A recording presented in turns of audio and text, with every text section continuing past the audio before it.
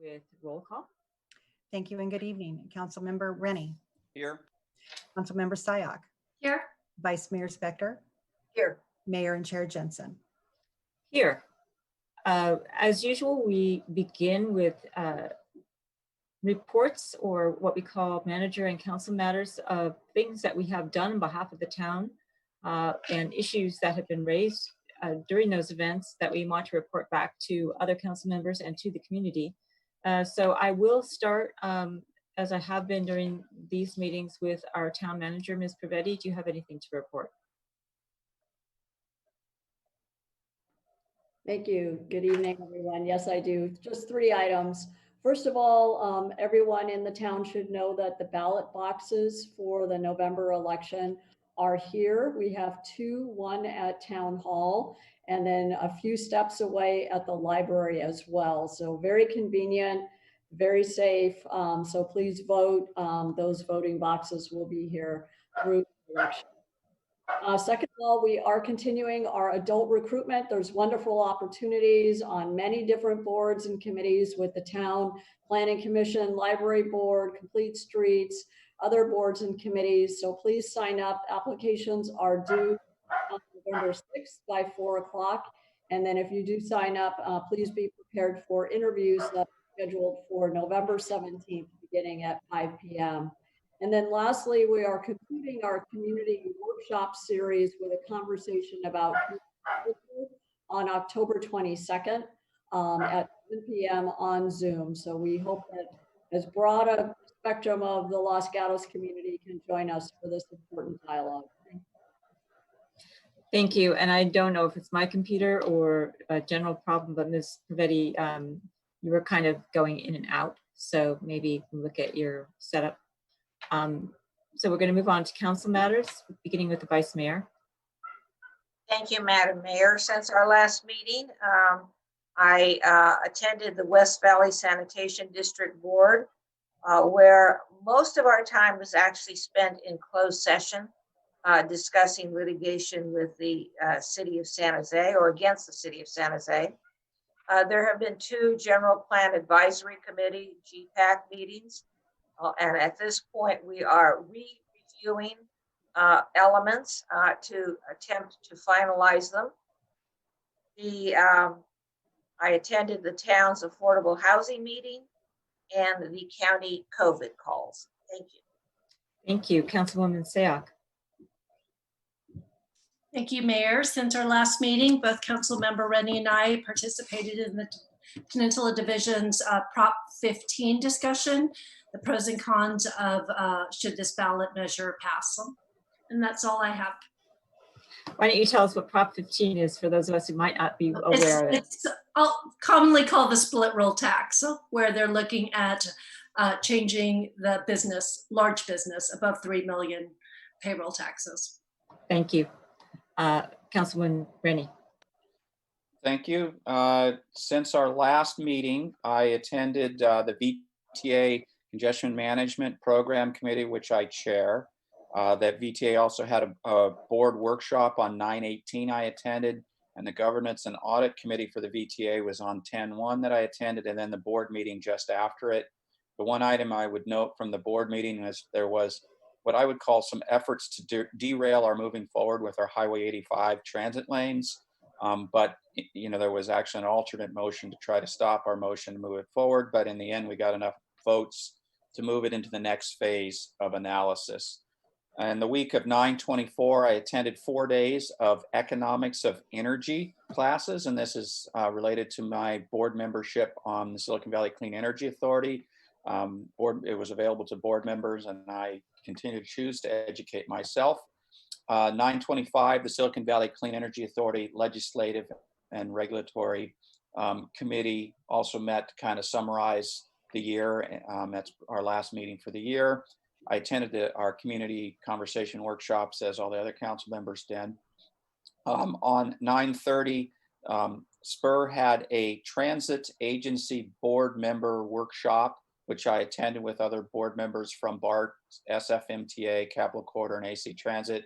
It was an opportunity to share and learn from others, again, related to my VTA board membership.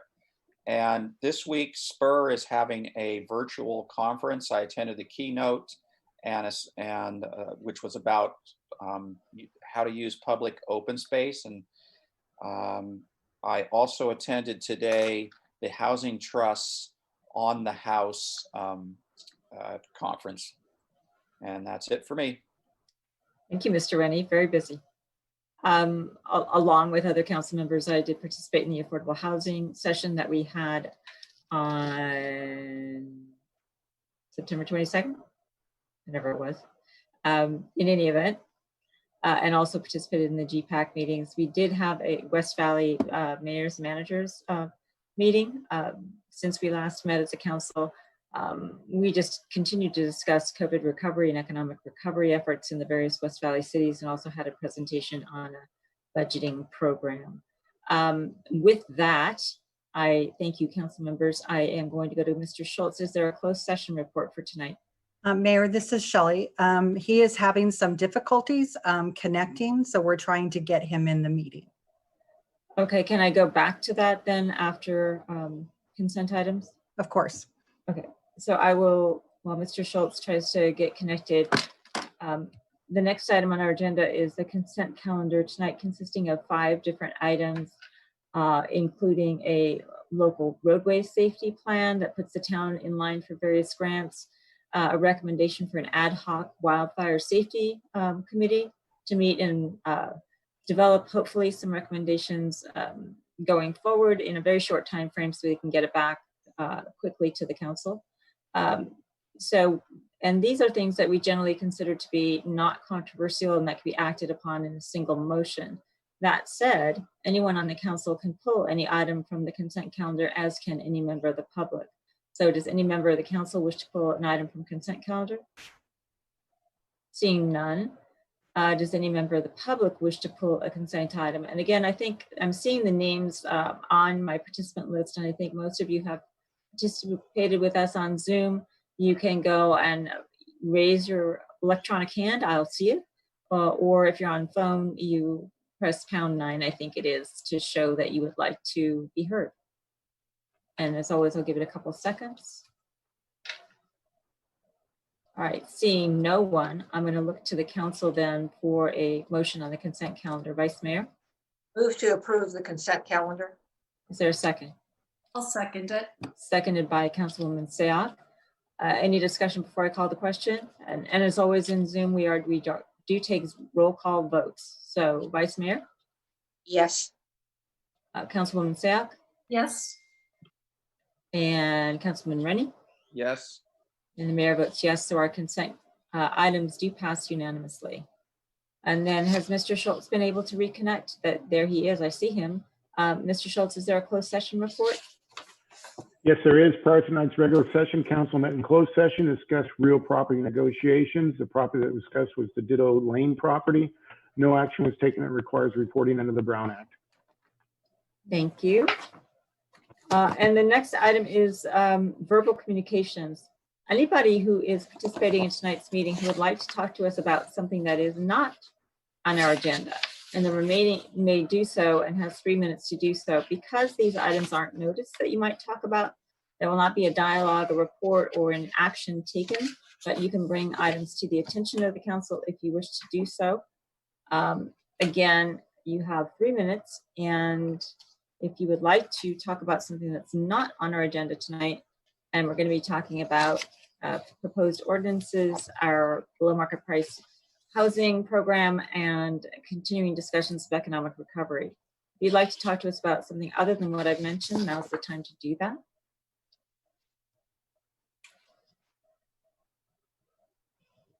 Okay, I do not see anybody. So I'm going to move on to our substantive items. Brief introduction about how this works. We will get a presentation from a staff member regarding the item that we are going to be considering. I'll give the council members an opportunity to ask preliminary questions of the staff member before we proceed to public input. Once those questions are answered, I will invite members of the public to talk to us for 3 minutes. And again, you can raise your hand by using that function on Zoom, or I think it's #9 on your phone, and I will see your hand and be able to call on you. when you have 3 minutes, you don't have to use 3 minutes. If you've heard your point made by another person and you think it's great, no need to talk as well, but you're of course welcome to. Once you finish your remarks, the council can ask you questions and may, so please stand by for that. Once everyone has spoken who wishes to on a particular item, then I'll close the public hearing. You'll only have one opportunity to speak. We won't call on you again. So your 3 minutes will be your opportunity. When the public session is closed, then the council will have an opportunity to ask additional questions of staff, have a discussion, make a motion, and hopefully reach a conclusion on direction that it wishes to go.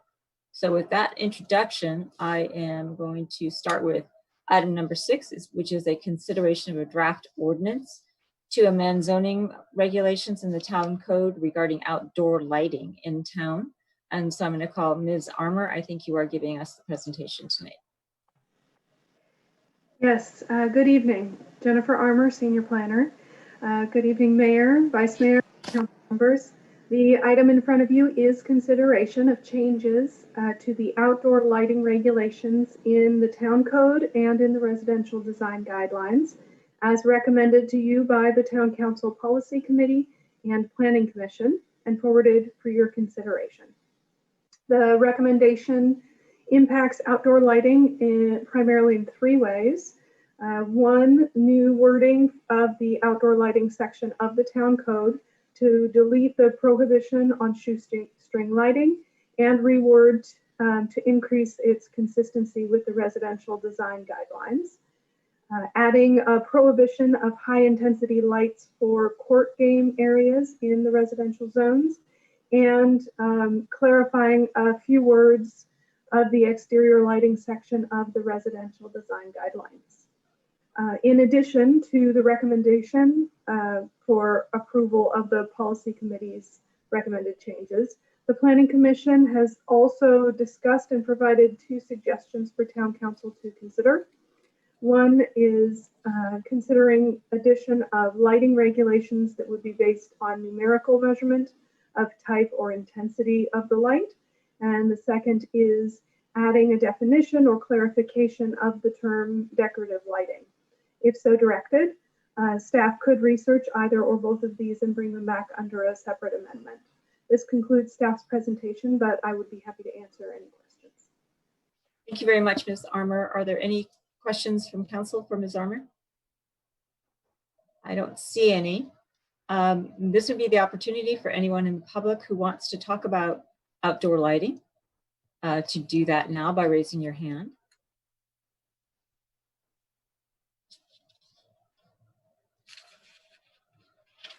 And I see no one.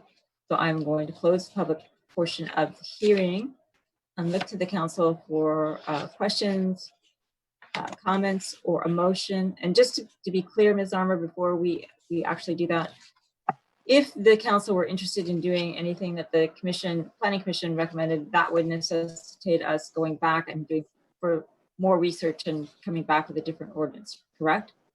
It would be done as a separate ordinance, so you can move forward with the recommendations that are coming to you from Policy Committee and from Planning Commission, and then we could pursue those additional topics separately at a future meeting. Okay, thank you. Any other questions from Ms. Armour from the council? Ms. Stoyock? Thanks. Or a motion? 2 questions and then possibly a motion. The first to the town attorney. I know there is a move to make our standards and guidelines more objective. So having the recommendation by the Planning Commission on numerical measurements, is this something that would fit that movement that we're trying to move towards? It most definitely would. The objective standards would go into those type of regulations. Okay, and then the second question, has there been many complaints about lighting that requires this effort, or should this is something just proactive? We get 3 to 5 complaints a year about lighting from neighbors, not from the shoestring lighting. We haven't received any. It was just when they started to occur, we realized they were not allowed within our regulations. But as far as neighbor to neighbor and lighting that's facing towards them or doesn't meet certain criteria, I would say between 3 to 5 a year. Okay. And if the mayor prefers, I'll go ahead and make a motion. That would be great if you're prepared. Okay. I'll make the finding that there's no possibility that this project will have a significant impact on the environment, therefore not subject to CEQA as contained in attachment 1. I'll make the required finding that amendments to chapter 29 of the town code is consistent with the general plan, and that the required findings are that the modifications proposed are to the residential design guidelines are also consistent with the general plan, and adopt the resolution to modify the guidelines in attachment 2, and introduce the ordinance affecting the amendments by title only. And then the 6 is that we direct staff to look at moving forward on the Planning Commission recommendation on numerical measurements and intensity of lights under a separate amendment. Okay, thank you, Councilwoman Sack. Do I have a second for that motion? Vice Mayor? Second. And I appreciate that the motion included the Planning Commission's ideas. I thought they were good, but I didn't want to have to send this ordinance back to the Policy Committee. Thank you. And I'm Councilwoman Sack and the seconder of the motion. I'm just making sure what I heard was a recommendation for the staff to look at numerical criteria for lighting, but not a definition of decorative. Is that correct? Correct. Okay, seconder? Yes. Okay. All right, any further discussion before I call the question? All right, Councilwoman Sack, Yes. Vice Mayor, Yes. Councilman Rennie, Aye. and the mayor votes yes, it passes unanimously. Thank And you very Mayor, I need much. to read the title. Yes, please. An ordinance of the Town Council of the Town of Los Gatos amending Chapter 29 zoning regulations of the Town Code regarding outdoor lighting. Thank you, Ms. Neese. All right, which brings us to item number 7, which is the consideration of amendments to the town's existing below market price housing policy. As indicated in the staff report, the town has had a below market price policy and program in place since 1976. It's gone through different iterations, requires payment of fees in some instances. It requires building of units in other instances. So there are changes that are throughout indicated in your staff report by strike throughs and underlines, and red changes that are basically, I would say, administrative, that are recommended by the administrator of our housing program is what we have before us. So given that, Ms. Schupman, can you give us a staff report? Good evening, Mayor and Council members. The item in front of you is a consideration of an amendment to Chapter 29 of the Zoning Code regarding the below market price program and a modification to the below market price housing program guidelines as recommended by the Town Council Policy Committee and the Planning Commission. On August 12th, the Planning Commission forwarded a recommendation of approval to the Council with additional modifications to the draft ordinance and draft housing program and guidelines. The Planning Commission also raised a number of questions for staff to address, which were included in the discussion portion of your report this evening. This concludes staff's presentation, but we are available for any questions. Do any council members have questions for Ms. Schupman before I call on members of the public? I actually had a question, and I'm not sure where it is in the staff report, but I know that it's contained in our suggested draft ordinance, and it's from the Planning Commission, I believe, suggested change, which includes the category low. So there's moderate income, and then it also includes low. So I had some concern that these are terms of art: moderate, low, very low, above moderate, etc. Does it make sense for us to be including another term of art without including all of them? Whereas, I don't know how to wrap this question up, but where I'm going is, does it make sense to include basically another category that's term of art without including all of them? And would it be easier to just say, affordable per whatever? So I don't know who answers that, Mr. Schultz, Ms. Shootman, Ms. Rivetti, and I'll see where I can find it. Thank you. I'll start a response to that. That's a great point.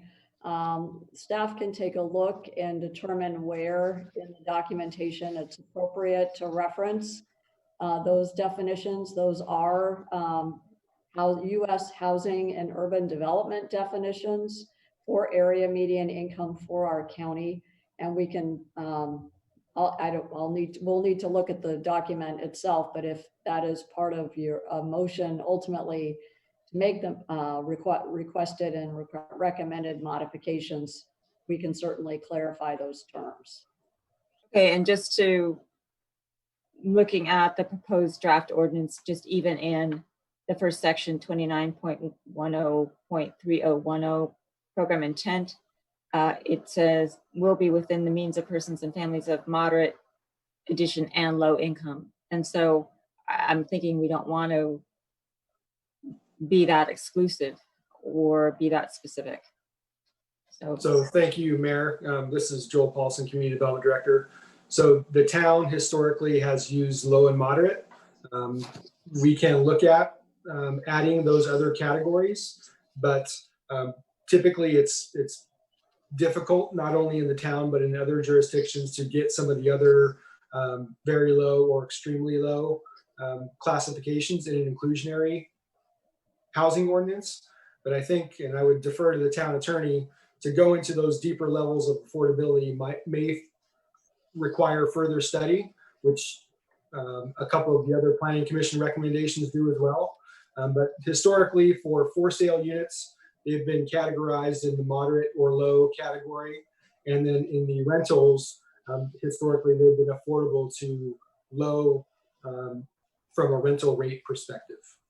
Okay, thank you very much, Mr. Paulson. That's really helpful. If we were to keep the language as it appears now in the draft ordinance, I'm assuming that does not preclude us from, if someone were to offer a very low, from putting it in the program. Is that a correct assumption? That is absolutely correct. Okay. All right, other questions? Mr. Rennie. Thank you, Mayor. And I might have a disconnect here somewhere. When I read the staff report, it talks about points. And I'm assuming that we're talking about points of applicants. And it talks about, like, say, number 8, we could give more points to very low or low, so there's more participant in. Is this really for applicants, or is this for? I'm not understanding. There seems to be a disconnect because a developer comes and they offer a certain level of affordability, and then I assume applicants come and, you know, if they're offering a moderate, moderate level affordability, but somebody at a very low comes, they still have to pay the moderate, right? I'm confused on how what the developer is offering versus the people that are coming, how this is matching up. So if Ms. Shootman would like, I can jump in, or you can go ahead and get started. I'll start and you can finish if you need to. So our program sets a point system to rank those, but our program also provides that a developer must provide 50% moderate and 50% low income. If there is a difference in a factual calculation, you would round up to a whole number for the low income units and round down for the moderate. And then just to add on to that, Councilmember Rennie, so the developer applicant has to meet the low or moderate requirement. One of the suggestions from Planning Commission was that maybe in the point system, which is for applicants for those units when they become available, they get additional points so that would help them be more competitive in the selection process.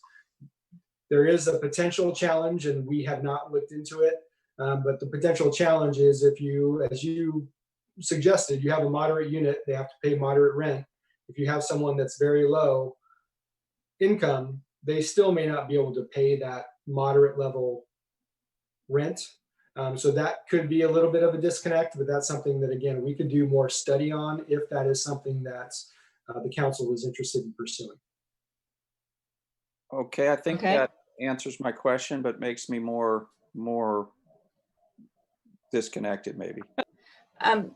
But Mr. Paulson, before I go to Councilwoman Sack, just to make sure that we're clear on that, we are looking at two different things tonight. We're looking at one, an ordinance with proposed amendments, and two, we're looking at housing program guidelines. And the guidelines are where we see the points, both for developers and for applicants, not in the ordinance. Is that correct? That is correct. Okay, so we have to keep those two things separate.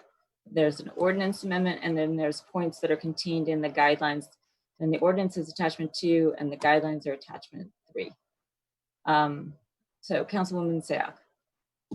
And I'm not sure who this question goes to, but if a developer were to utilize the density bonus, the state density bonus, do any of the changes that we have proposed magnify what they can receive? For example, don't they get more units if they go into extremely low as well as very low?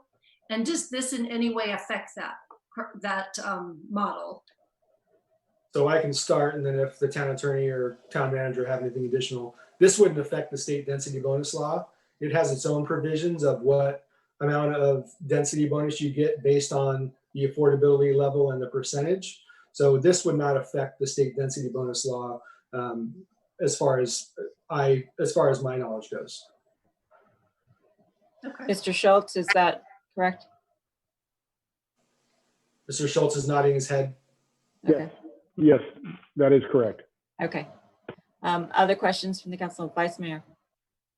Thank you, Madam Mayor. It's a question of staff, and it's just to tee us up in our discussion, and also maybe for the benefit of people who may testify. Could somebody from staff just tell us what the levels are? We've been throwing around words, low, very low.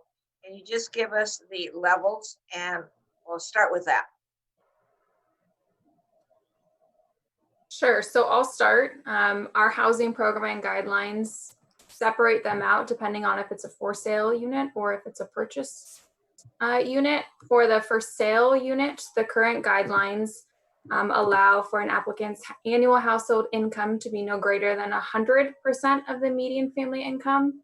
The recommendation from the policy committee and the planning commission would be to modify that to 120%.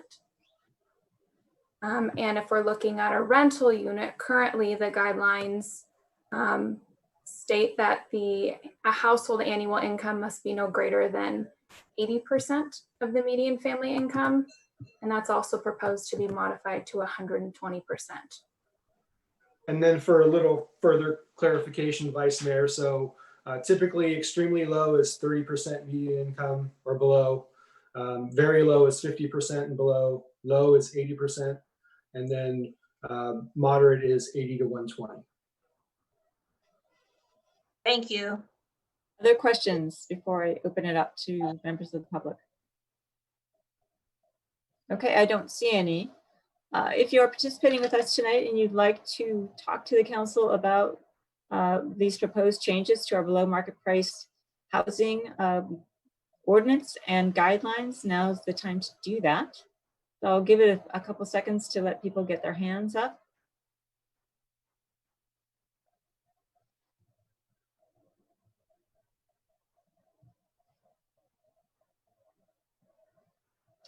Okay, I've got 3 hands up right now, so I'm going to go ahead and call on the first one I see, who is identified only as Amy. So Amy, if you'd unmute yourself. Hi, my name's Amy Nashide, and I have a couple questions.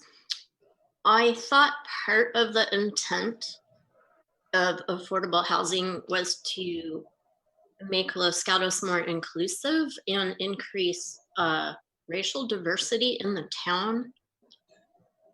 So given that, on the second page under the purpose, part A, should something about increasing socioeconomic and racial diversity be added to the purpose?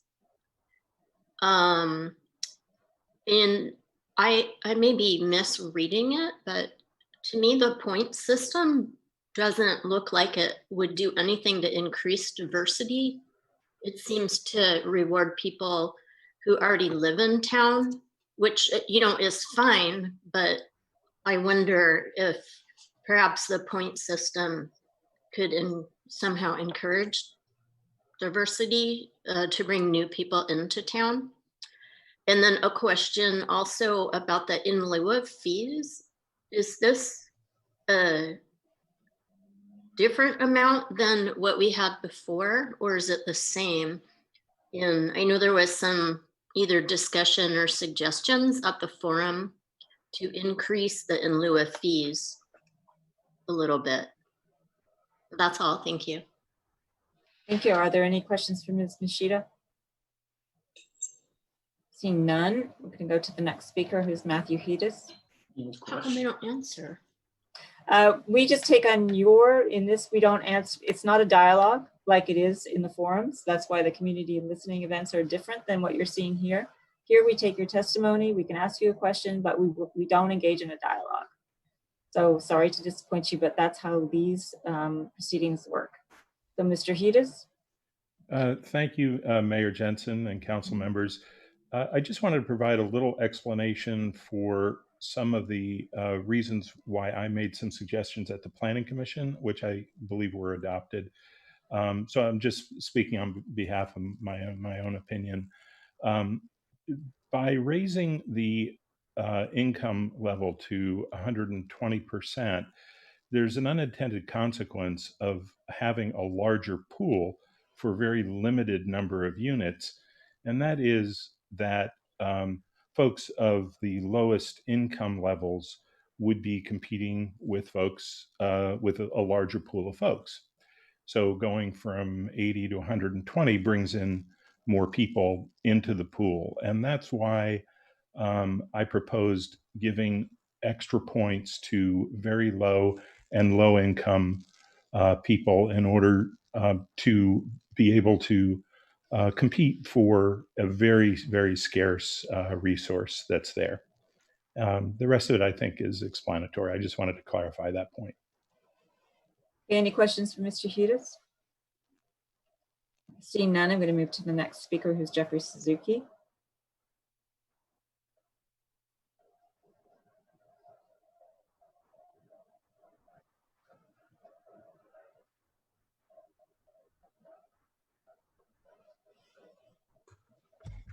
Hi, everyone. So Hi. I believe that we should deeply consider the idea that future BMP units are rental as opposed to owned. This statement's not about making home ownership as a whole a more attractive idea.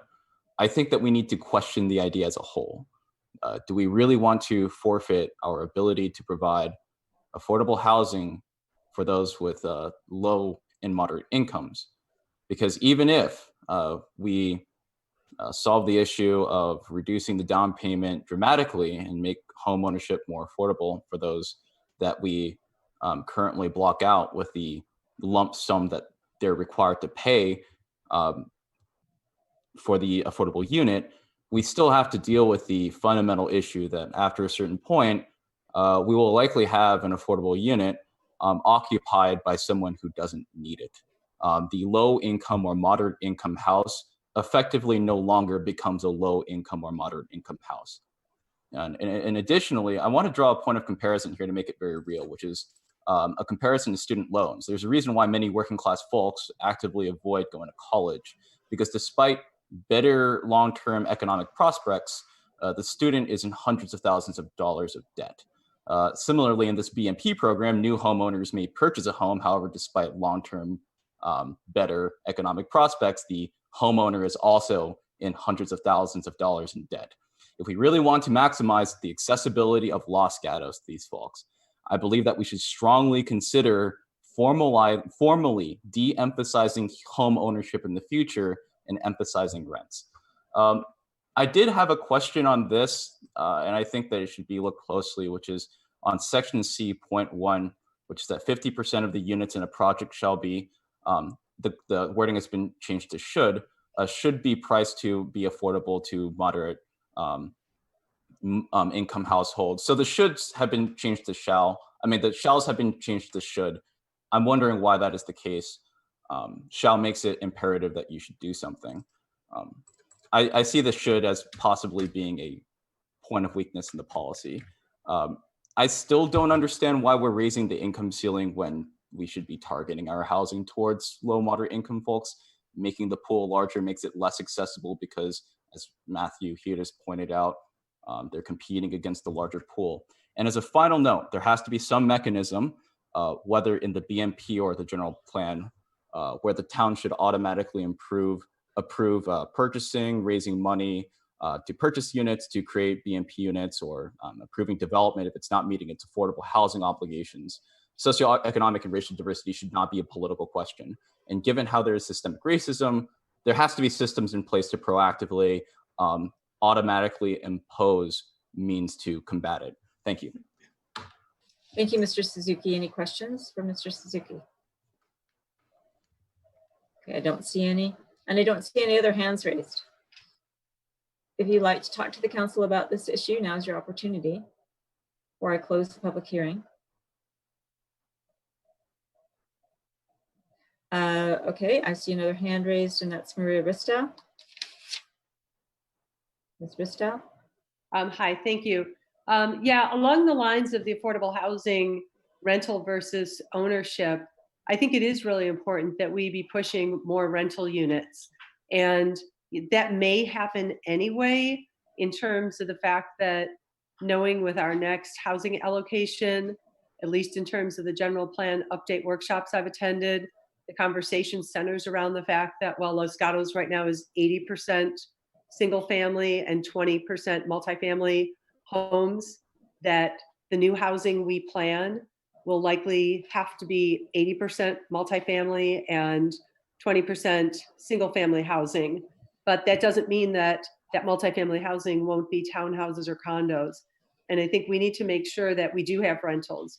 We have opportunities for people to move in at a variety of times, that when people's incomes go up and they no longer need to be in that affordable housing, that we do open it up to other people. And it's been pointed out by other speakers, our housing is probably the largest barrier to diversity in this community. And we need to make sure that we're making that option available to increase the diversity in our community, both economically and socioeconomically and racially. So I would really like to see us pushing toward more rentals. In terms of what the town does with its in lieu fees, I would hope that we very infrequently, if ever, take in lieu fees in the future.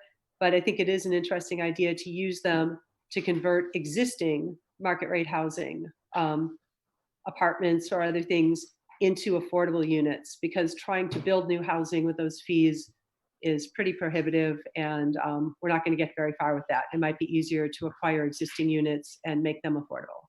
Thank you. Any questions for Ms. Ristow? Thank you very much. Lee Quintana.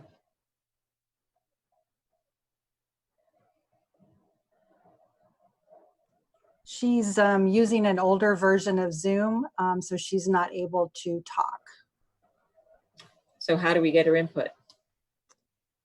I can promote her to panelist. Okay, so we often do this for Ms. Quintana, so I can't make you upgrade your Zoom, but it sure would be lovely. So why don't we do that for purposes so we capture her input.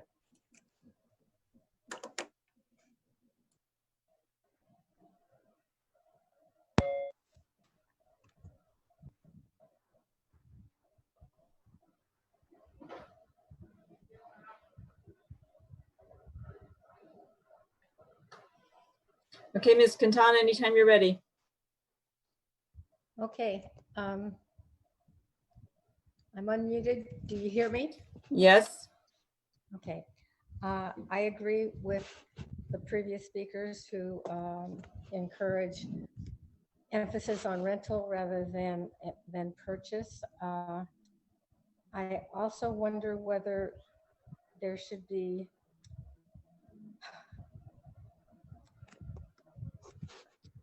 what I'm trying to say is that obviously our BMP program does not fill our needs for low and moderate housing in the town. So I think we should be looking at other mechanisms as well. But even within the below market rate, the requirement that the units are the same size as regular market rate units would seem to me a hindrance in developers being willing to provide more BMP units than they're required. If the units were smaller, they wouldn't cost as much, and the rental probably wouldn't be as high either. I also I have a major concern with raising the rate to 120. Within the packet we got, there was a nexus study from Santa Clara County. There was no other jurisdiction in that study that had as high a rate as 120. The highest rate for moderate went up to 110. By raising the rate, you're still making it harder for people with lower means to qualify for the units because they may not be able to afford the unit even if they qualify by the point system and the level. So those are my comments. Thank you. Questions for Ms. Quintana? Seeing none. Anyone else? Now's your chance.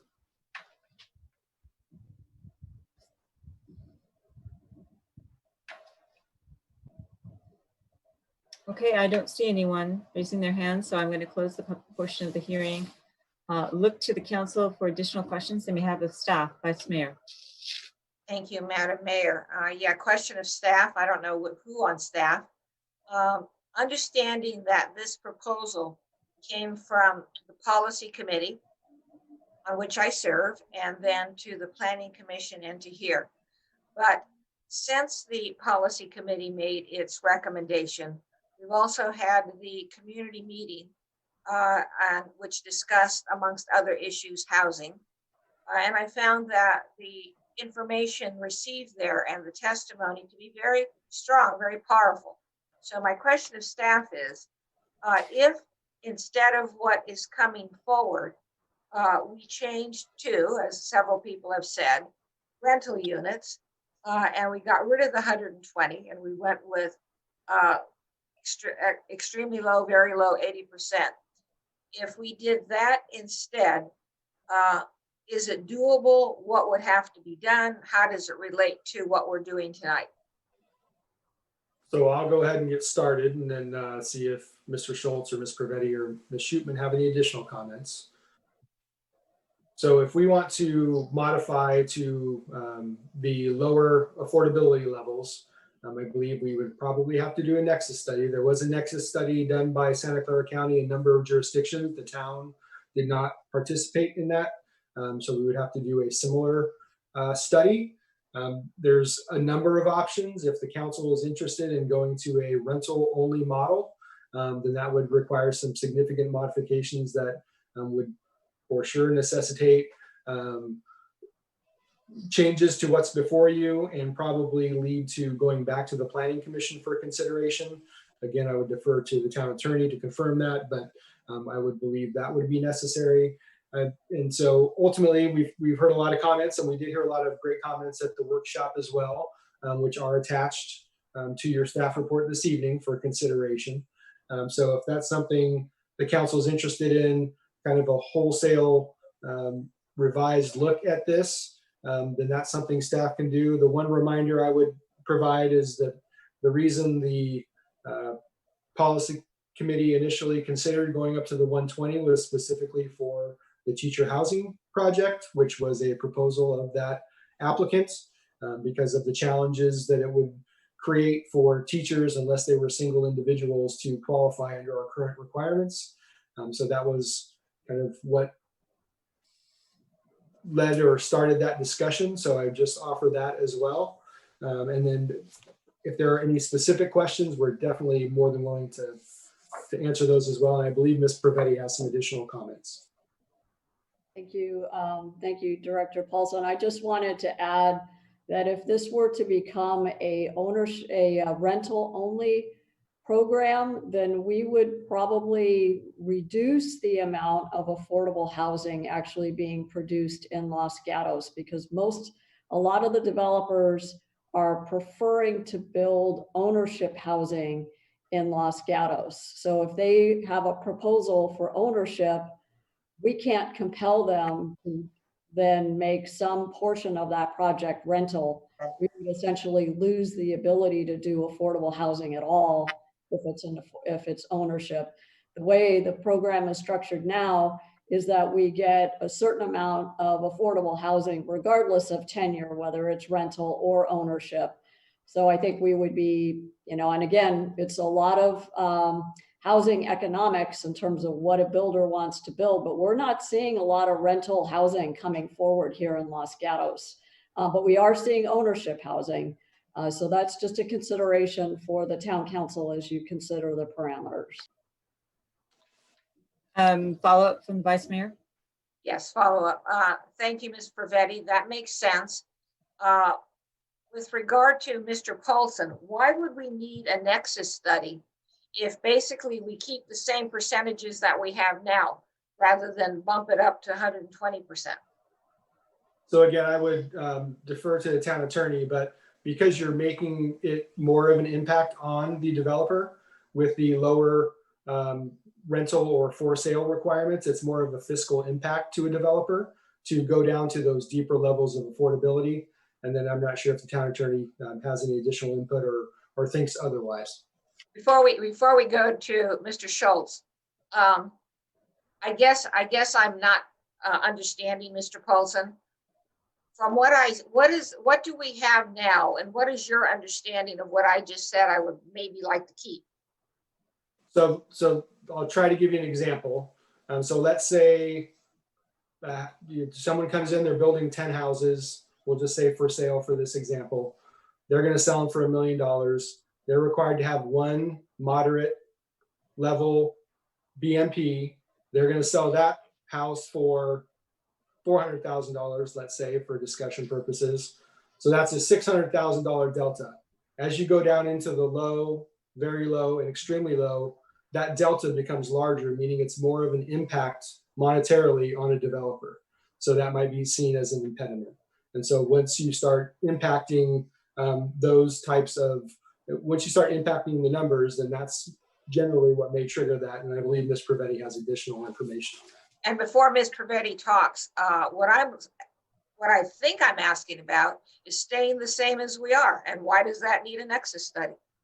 That absolutely does not. Sorry, I did not understand the question. That if we keep it the same and don't change to the 120, then that's not something that would require a nexus study. I was answering a question that apparently you weren't asking, which was going to deeper affordability. You were, and thank you. And the only ramifications were, as Mr. Paulson pointed out, is one of the reasons why the policy committee took this issue up to the 120 was because of the Ditto Lane property. Before we go on, I'm confused. I just want to clear up, at least for me, I was confused by something Mr. Paulson said. It's my understanding that when we went through this as the policy committee and we recommended the 120%, that does not require a nexus study. I thought I heard Mr. Paulson just say it does. Which is it? No, it does not require a nexus study. What's before you today? I was answering a question if you wanted to go down to very low or extremely low, then that would, in my opinion, require a nexus study. Okay, thank you. Other questions? I have some questions. Councilwoman Sayoc. So before we move away from the nexus study, in the staff report, it says, though, if we are looking at increasing in lieu fees, that requires a nexus study. Is that correct? That is also correct. Okay. And again, it's because of that affordability component that may impact a developer's ability to create housing. Is that correct? Well, it's the potential impact to a developer. So we would do that nexus study so that we have the justification to say either our current 6% is right, it's too high, it's too low, and then we could make that decision. You could make that decision as a council based on that information provided in that study. Okay.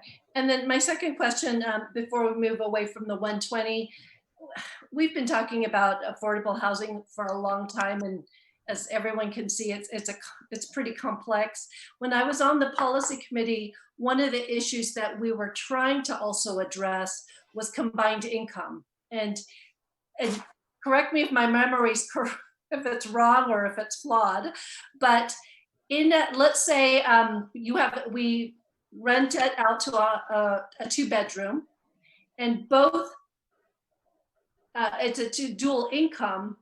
It now bumps, even though we are trying to afford a home for extremely low or low income, the mere fact that both incomes now bumps them up, their combined income. And what we're seeing is that 100 to 120 is the sweet spot where you can accommodate that family. And so I just want to make a reminder that we were also trying to fix that problem where dual incomes in a combined household were no longer getting affordable housing. Is that, am I remembering this incorrectly? No, I think that's a legitimate point. So if you have a couple that's part of the household, we would look at all the incomes. You know, even if you have a child living with you, we would look at those combined incomes. So it could have an effect on, and again, getting back to the teacher housing, if you have a teacher whose spouse or roommate or partner also works, if they get outside of that 2-person threshold for low or even median, which is, you know, what our current is, then they would not qualify. Okay, thank you. Other questions? Mr. Rennie? Thank you, Mayor. All of this has generated more and more questions. Let me start with Ms. Pravetti was talking about if we tried to require rental in an ownership development, she was saying we would not end up with the developer building any units for affordability. And I'm assuming that's because of their financing model. They're taking out loans and they're effectively need to pay them back, and they wouldn't want to rent it because they're not getting their money back, their capital back as part of this, their typical financing model for that project. Is that what's going on? Well, basically, yes. You know, typically a developer knows upfront, are they going to be building for sale? Because there are different construction requirements for sale housing versus for rental. So they know upfront it's going to be ownership or it's going to be rental. We do get some home builders that will build to condominiums standards, thinking that later the project may start out as rental, but over time they may sell off the units as ownership. But I can't think of any housing project that is a mixed rental ownership combination. It's either all one or all the other.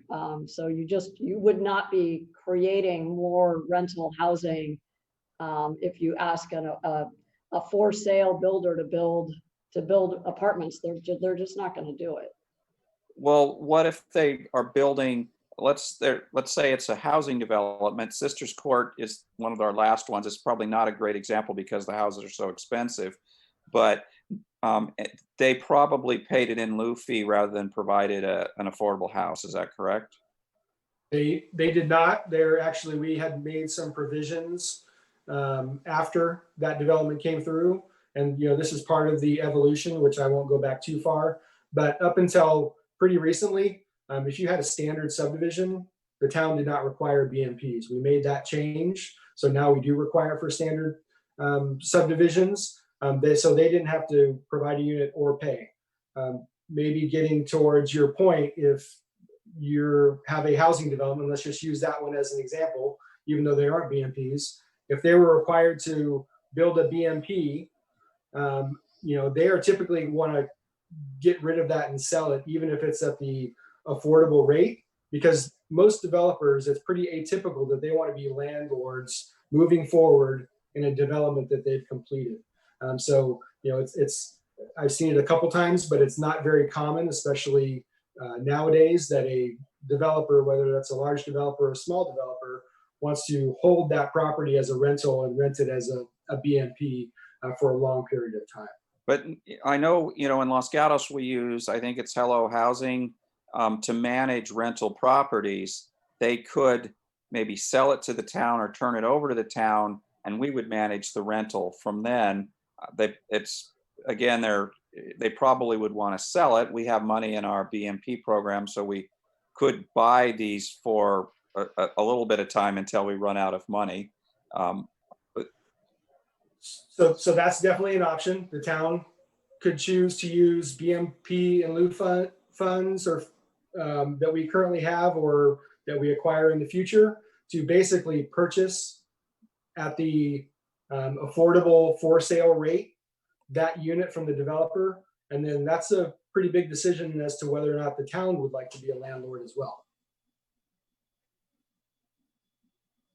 And Mr. Rennie, is that your questions for now? I had some other ones. I'm still digesting that portion of it. On the Ditto's Lane, we talked about wanting a higher, the 120 for the teachers on Ditto's Lane. I believe the issue on Ditto's Lane is it's an RDA site, so we have to put affordable housing there. Isn't that governed by a state affordable housing level? If we change our BMP guidelines, that's not going to have any effect on what has to be in Ditto's Lane, does it? It does not. So the moderate level is, as I mentioned, from 80 to 120.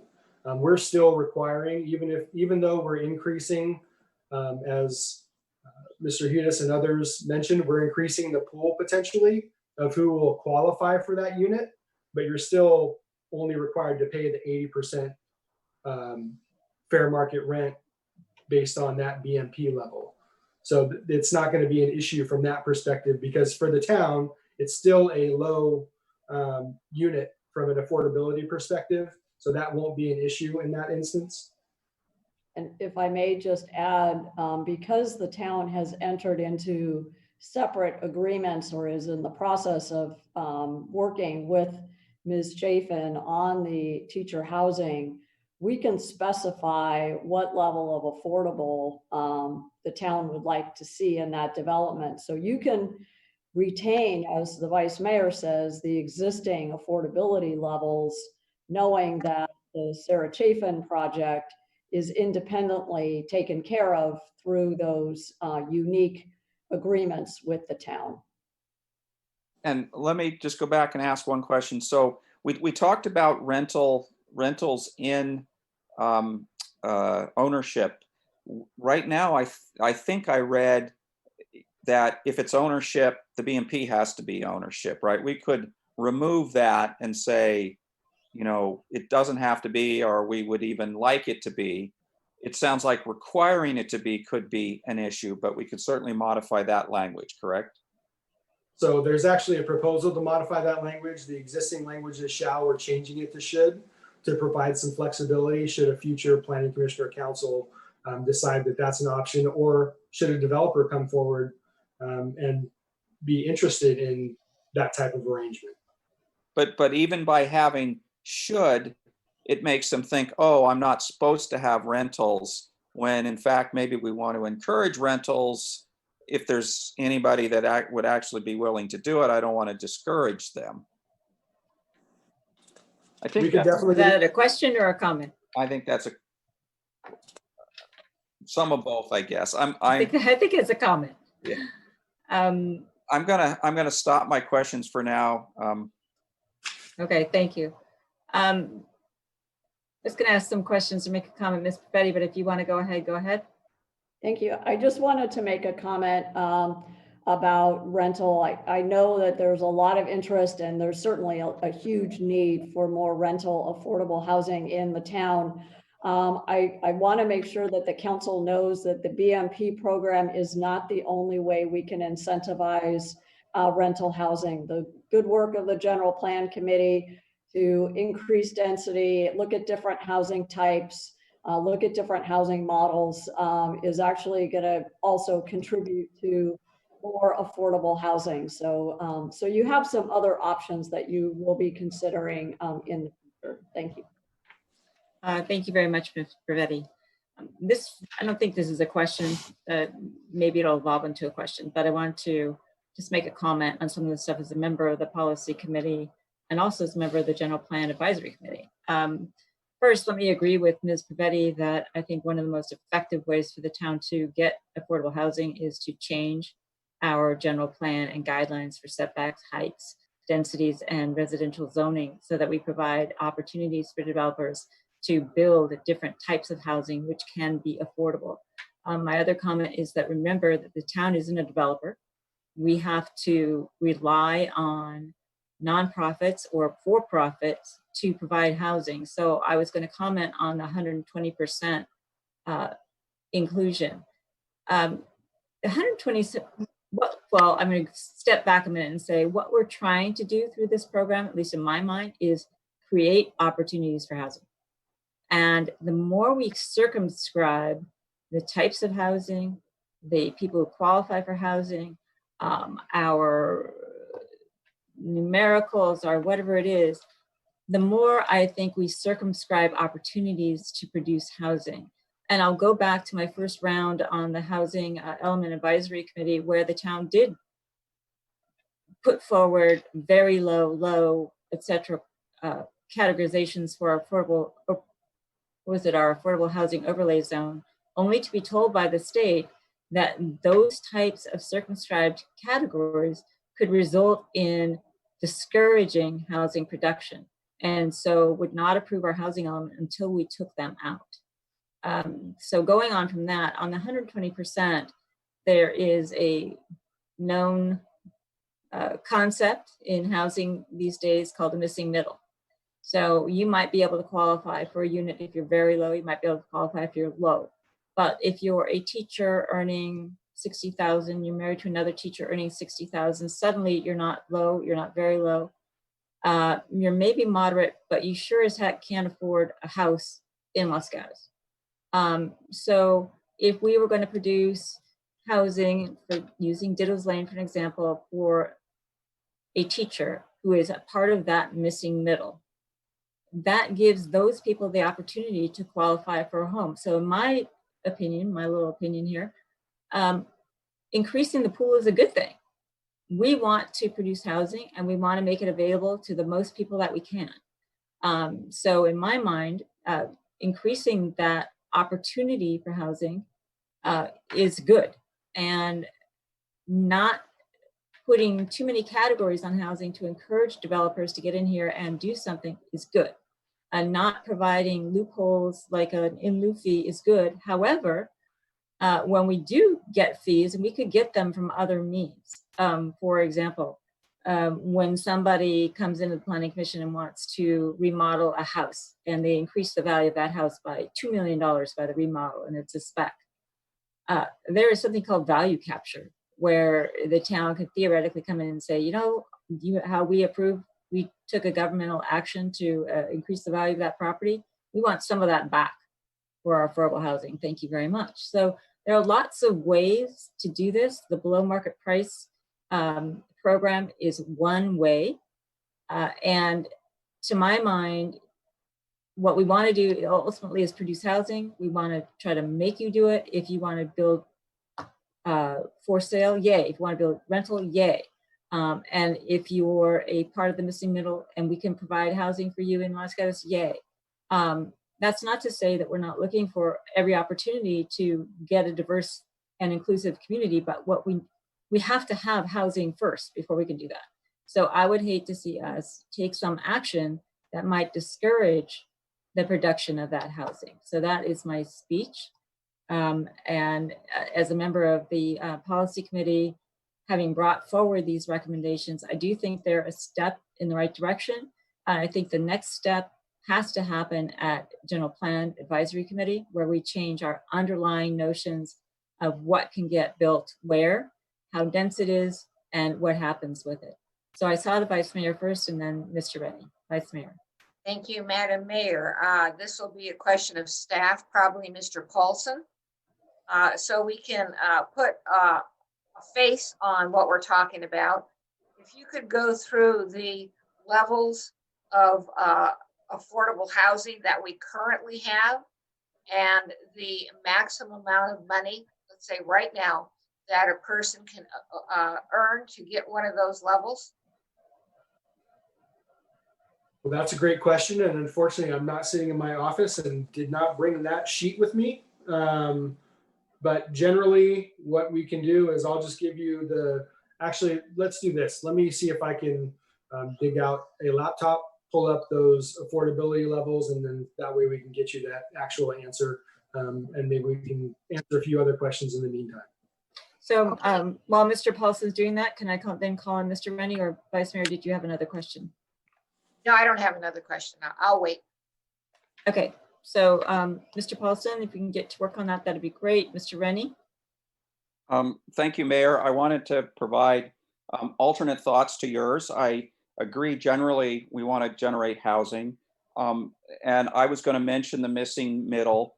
The reason we have a problem with the missing middle is we're making efforts countywide, statewide, to build affordable housing, and that takes money, and there's being money put in. You'll see, like San Jose, they'll build a very large, affordable only kind of housing because there's been, basically grant money from the state or the county or the bond or something of that sort to create the affordable housing. A lot of developers want to turn around and build high-end housing because there's more profit in it, and they have to provide some below market, so it balances out the below market.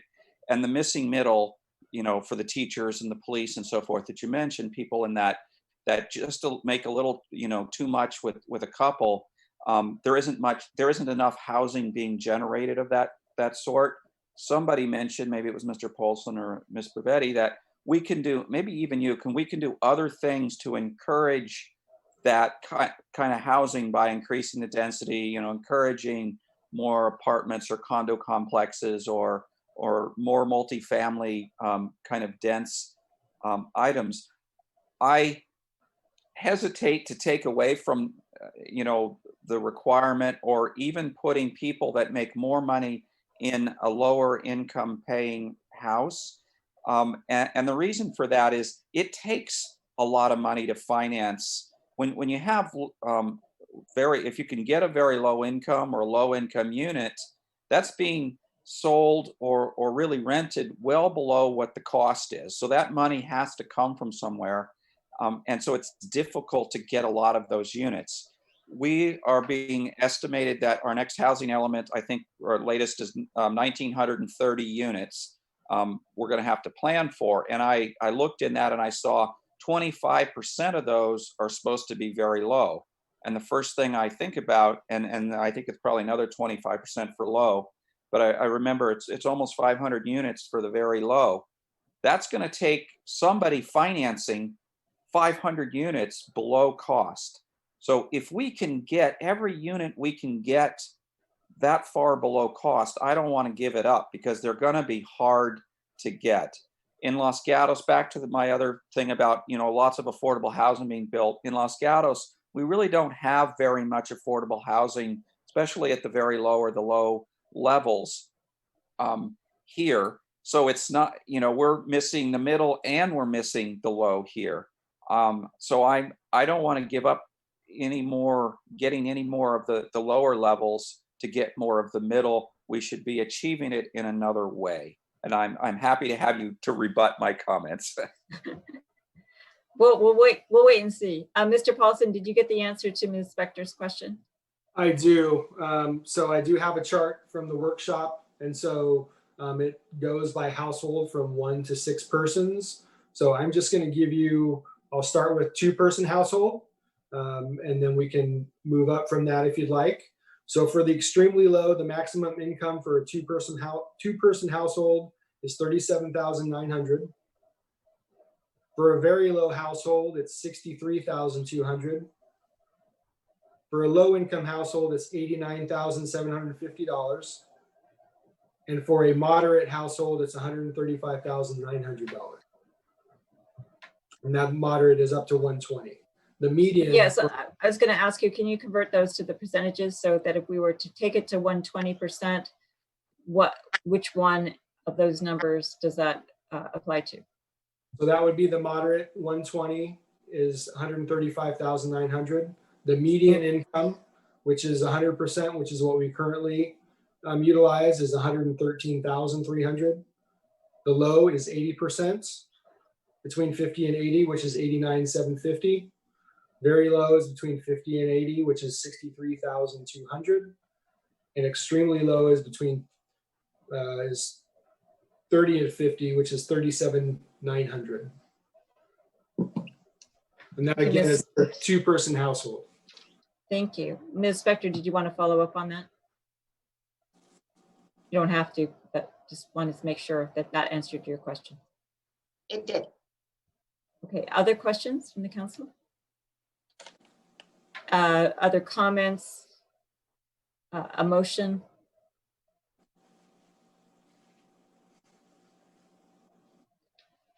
Okay, seeing none, as I often do when I don't see any comments, emotion, or discussion, I'm just going to jump in there and see what happens. As you can see from the staff report, the policy committee spent a lot of time in working through these questions, and which have been very much informed by the work of the Planning Commission and the work of those who participated in our affordable housing discussion the other night. Thank you very much. Just in working in trying to get housing in the town in the 8 years I've been on the council, it's a difficult task, as many of you know, and we don't build it ourselves. And we do have a program where we try to, as much as we can possibly do so, encourage it. So what I am not saying by any stretch that what is being proposed tonight is perfect. I'm not saying that it means that all of a sudden the demographics of Los Gatos will change, but I am saying that it is a positive step in the right direction that could be followed by other positive steps in the right direction. And with the General Plan Advisory Committee adopting the alternative that it did, anticipating 2,000 units from our regional housing needs assessment, and then planning for that by allowing denser units in particular areas of town, changing some ideas of where single family residential zoning is appropriate, or multi-unit housing is appropriate, or mixed use is appropriate. By putting all those pieces together, then we get toward producing that housing that we need and that we want. It's also a question of changing and convincing, changing attitudes and convincing people that an inclusive, diverse community is a valuable community and one that they should work toward. That's another issue that we have to confront. But if we can take a program, existing program that we have, and use it to create more units, use it to create both housing and rental units, use it to make these units available to more people. And I dare say that $130,000 combined income is not a heck of a lot in Los Gatos. And to make those units available, and frankly, for those units that we've actually managed to produce, hopefully on Ditto's Lane, and use those income levels for those teachers or those essential workers that we want to be able to house. This is a really good step in the right direction. I anticipate and hope that the town will be taking further steps. But given that I do believe the policy committee worked really hard, the planning commission worked really hard, and our community has come forward with great ideas that are definitely not precluded by an adoption of this plan, that I would like to go forward and make the motion that we do adopt those, the recommended amendments to both Chapter 29 of our zoning regulations of the town code regarding the below market price housing guidelines, and we adopt modifications in the resolution that's at attachment 3 to our housing guidelines, which are primarily administrative on how we administer this program. So given that I do want to produce housing, I recognize that this is a first step and that it's first of many. My motion is then to approve the recommended amendments. So we'll see if I get anybody to go with me on that. It's like kind of like the North 40 deja vu. A question first. Yes, Let's see. Councilwoman Zia. One of the suggestions to try to, one of the suggestions from the Planning Commission, I believe it was Matthew Hudis who provided it, was for extra points to be given for those in the very low and extremely low. Is that something that is possible to do? I know that we're looking at production on the one hand and then how it's actually administered in another. So as the maker of the motion, I'm going to answer that question as I understand it based on my motion. And if I'm incorrect, somebody please let me know. It's my understanding that if we are to change the points for very low with respect to developers or what we're looking for, we are looking at a nexus study. Am I correct, Mr. Paulson? I'm looking more at administration, not production, but just the administration of who gets the actual housing once it's built. So maybe, thank you, Mr. Paulson. Sorry, Mayor. So No, go ahead. modifying the guidelines for the program would not require a nexus study. If you want to add opportunities for additional points for applicants, it doesn't change the production requirement for the developer. So I don't believe that would require a nexus study. Okay. And is it possible to bifurcate the two so that understanding that production is something we want to increase and rate, and if there's an ability now to go to that 120, but on the other hand, giving priority points to those with extremely low and very low is something we can also add on. Can we do that? It doesn't have to be consistent across both sides, does it? It does not. So you could do, I mean, the point system frankly applies to the for sale units. There is not a point system for the rental units. The rental units, it's strictly based on income. And then the property manager or property owner handles the selection of those tenants. The for sale is where the point system comes into play. So right now, currently, we do have, just for your information, we do have in the rental portion that priority will be given to those households whose income is less than 50% of the median income, which would be down into the very low rates. Okay. Into the very low. So Councilwoman Stack, if it would make a difference to you to include in the guidelines for applicants for, what was it? For sale. For sale units, additional points for income category, and that does not require a nexus study, I'd be willing to consider that as a friendly amendment to my motion. Okay. And one last question of staff. When production is created, do most and it's for affordable housing, do they already know upfront at what income level that affordable housing unit would be if it's for rental? So every year the rental rates are published towards the beginning of the year based on the size of the unit and basically not square footage, but from a number of bedrooms perspective. So that changes each year. So depending on the process, it can fluctuate. It doesn't fluctuate greatly though. And so changing by adding our BMP guidelines to 120, that doesn't affect the rental rates then? It does not, because we're still requiring them to provide the rent at the 80% level, even though the pool is getting larger because you're allowing more people with higher income to qualify. And then, so if I'm understanding this correctly, then raising it to 120 could help increase housing production. And yes, on the distribution side for housing, it may increase the pool, but we have an ability to mitigate that by adding criteria and extra points. So am I understanding this conversation correctly? I wouldn't say it directly leads to different production. The production is really set in the ordinance as far as the number of units that are required, and we're not modifying that at this point.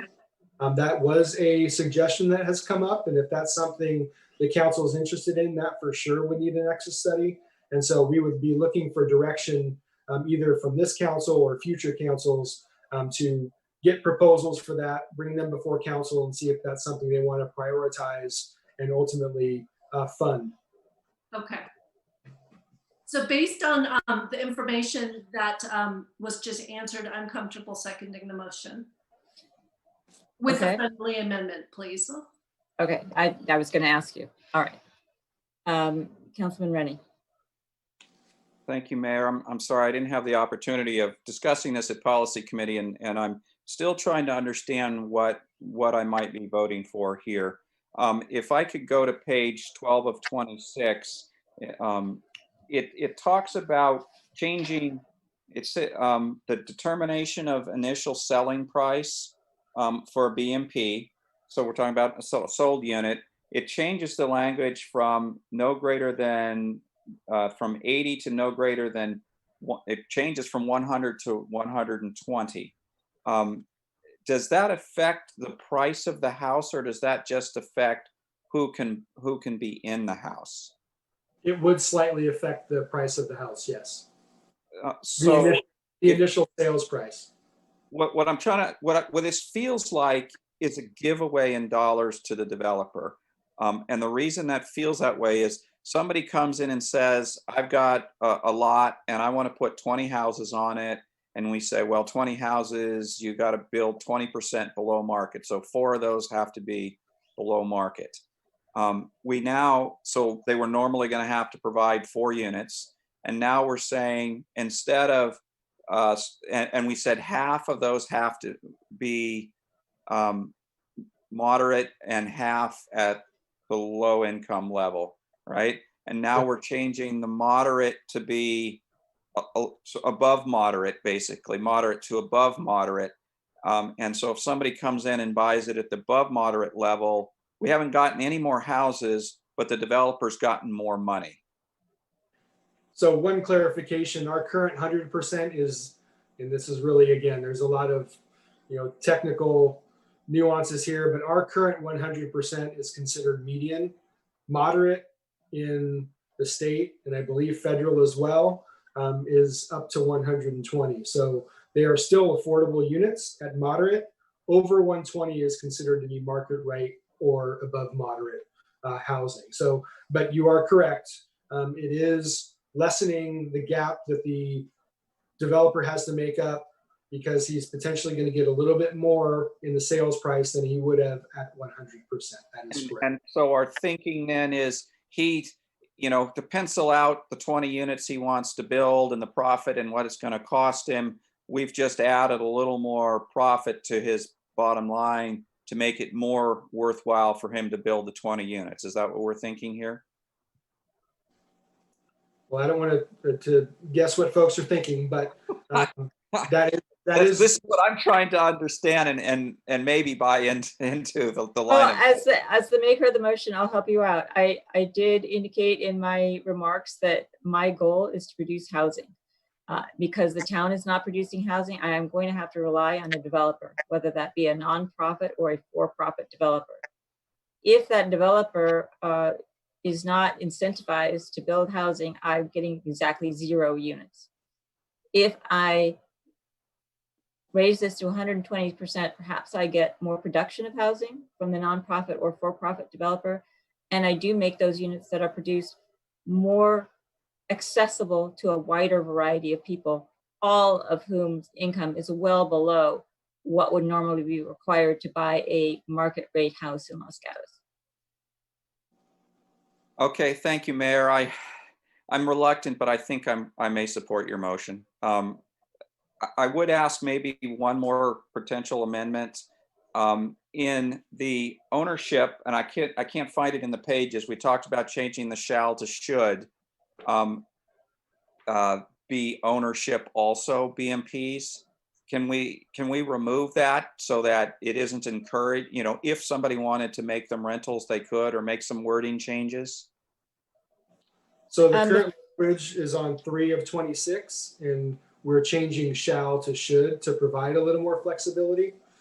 So it's not the mandatory. It's something that the developer could propose as they come through the process, and provides flexibility to both the Planning Commission and Council should they determine that's appropriate for that project in particular.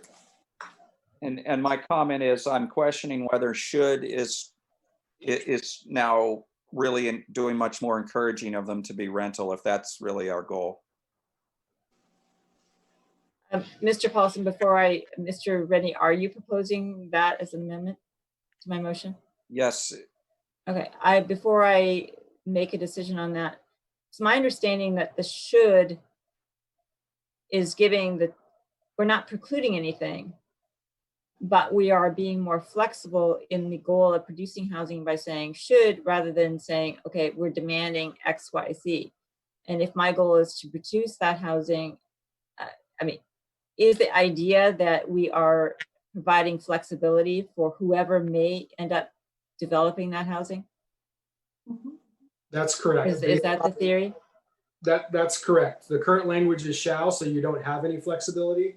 Although these are guidelines, so the council could ultimately make that determination. But the shall is generally mandatory. The should provides additional flexibility. Okay, Councilman Wren, at the risk of losing your vote, and hopefully I won't, I think flexibility in this situation is good. We want to be able to produce that housing.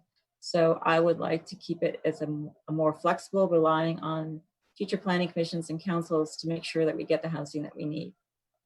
And we'll see how you vote. Vice Mayor. Madam Mayor, this is interesting. I mean, I've always been proud of Los Gatos because we started our BMP program in 1970s.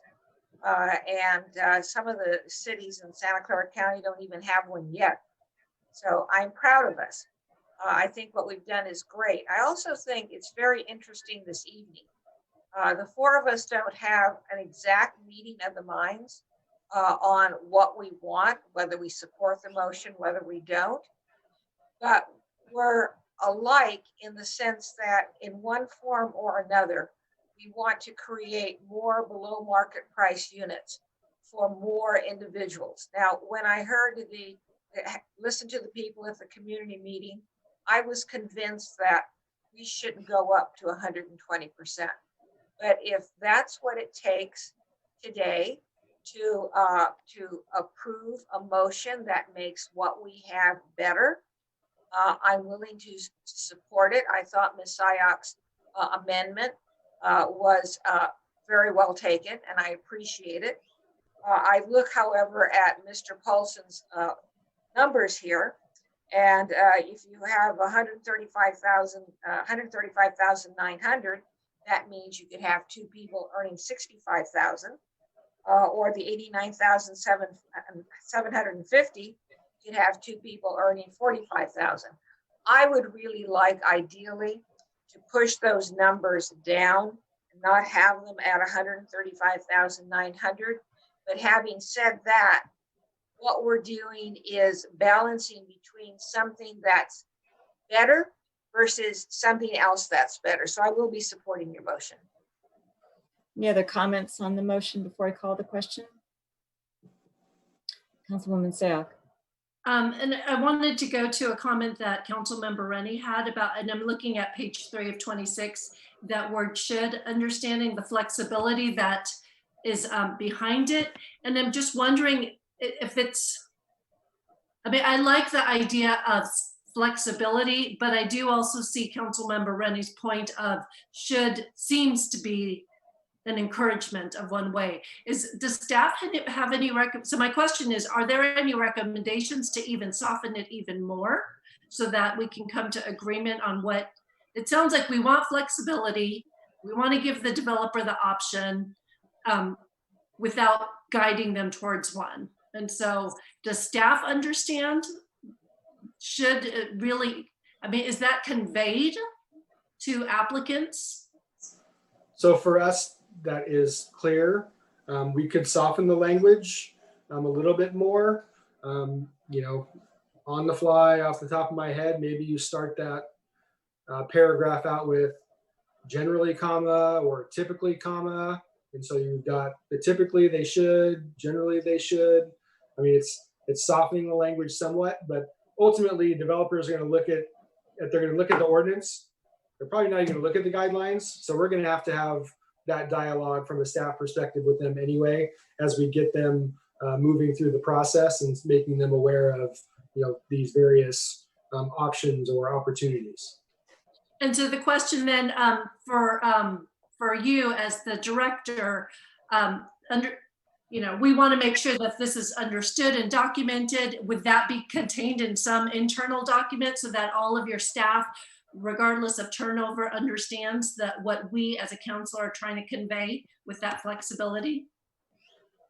So from a staff perspective, the should's enough for us. But ultimately, I think it's been said by multiple council members, this is kind of this, most recent bite at the apple, and we're going to have to do a lot more work moving forward on this topic in general, and then figuring out how we kind of get the social equity portions potentially in the guidelines as well. So I envision that next year we probably will be having further conversations of some other refinements and tweaks to improve these guidelines even more. Okay, thank you for that answer. Okay, Council, and Mr. Rennie. Yeah, just to beat this horse a little bit more. Right now, it says BMP dwellings within a project of rental units should also be rental units. Next sentence, BMP, this is what it could say, BMP units within a project of owner-occupied units may also be designated units for purchase or for rental. You could, that would, and you could even add at the developer's discretion to the end of that sentence. There's definitely more than one way to try to add some more flexibility. All right, thanks. I won't beat it anymore. Okay, Council, are we ready to take a vote on this motion? All right. Councilwoman Sayoc. Yes. Vice Mayor. Yes. Councilman Rennie. Yes. And the mayor votes yes. It passes unanimously with the friendly amendment from Councilwoman Sayoc. Thank you very much for a productive discussion, Council. We will move on to item Mayor, 8. first I have to read the. Oh, you got to read it. Sorry. An ordinance of the Town Council of the Town of Los Gatos amending Chapter 29 zoning regulations of the Town Code regarding the below market price program. Thank you very much. Okay. With that, are we ready to move on to number 8 on our agenda this evening? This is a continuing discussion of economic recovery in the Town of Los Gatos, focused on parklets, K-rails, et cetera, and so presenting our staff report this evening will be Monica Wren. Monica. Good evening, Mayor and Council. Before I begin tonight, I do want to take us back to May when all of you had a special meeting and vetted a series of options for our businesses to provide them with opportunities to find a way out of the wild economic times that we were experiencing through the pandemic. And as I was out and as our staff group was out over the summer and we were doing our work, I just want to share with you the gratitude and the appreciation that all of the business community has for the work and the swift action that you all took back in May. So before we began tonight, I just wanted to make sure that you knew that there is truly an appreciation and there's truly an awareness of the steps that you've taken to support our community thus far. And then with that, I have a PowerPoint presentation that I think is coming up.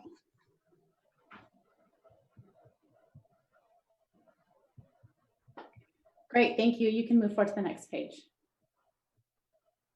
Perfect. So briefly tonight, I just want to walk us through some of the pieces of the discussion this evening. There's a lot of parklets that we're going to talk about. So I want to kind of just form some vocabulary around how we're going to have this discussion. And then at the end, I've laid out some of the options for you.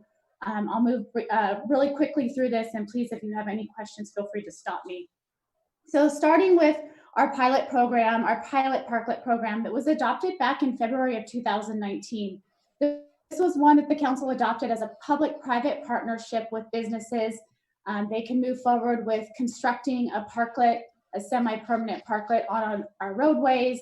And these were for their exclusive use during their service hours if they served alcohol, and then they were open to the public outside of business hours. At the time, we had anticipated that these would take place or be in place for about 3 years. And then moving on to May, we were looking at the next slide, please. the K-Rail Parklet program. And this was a part of that economic recovery resolution that was adopted.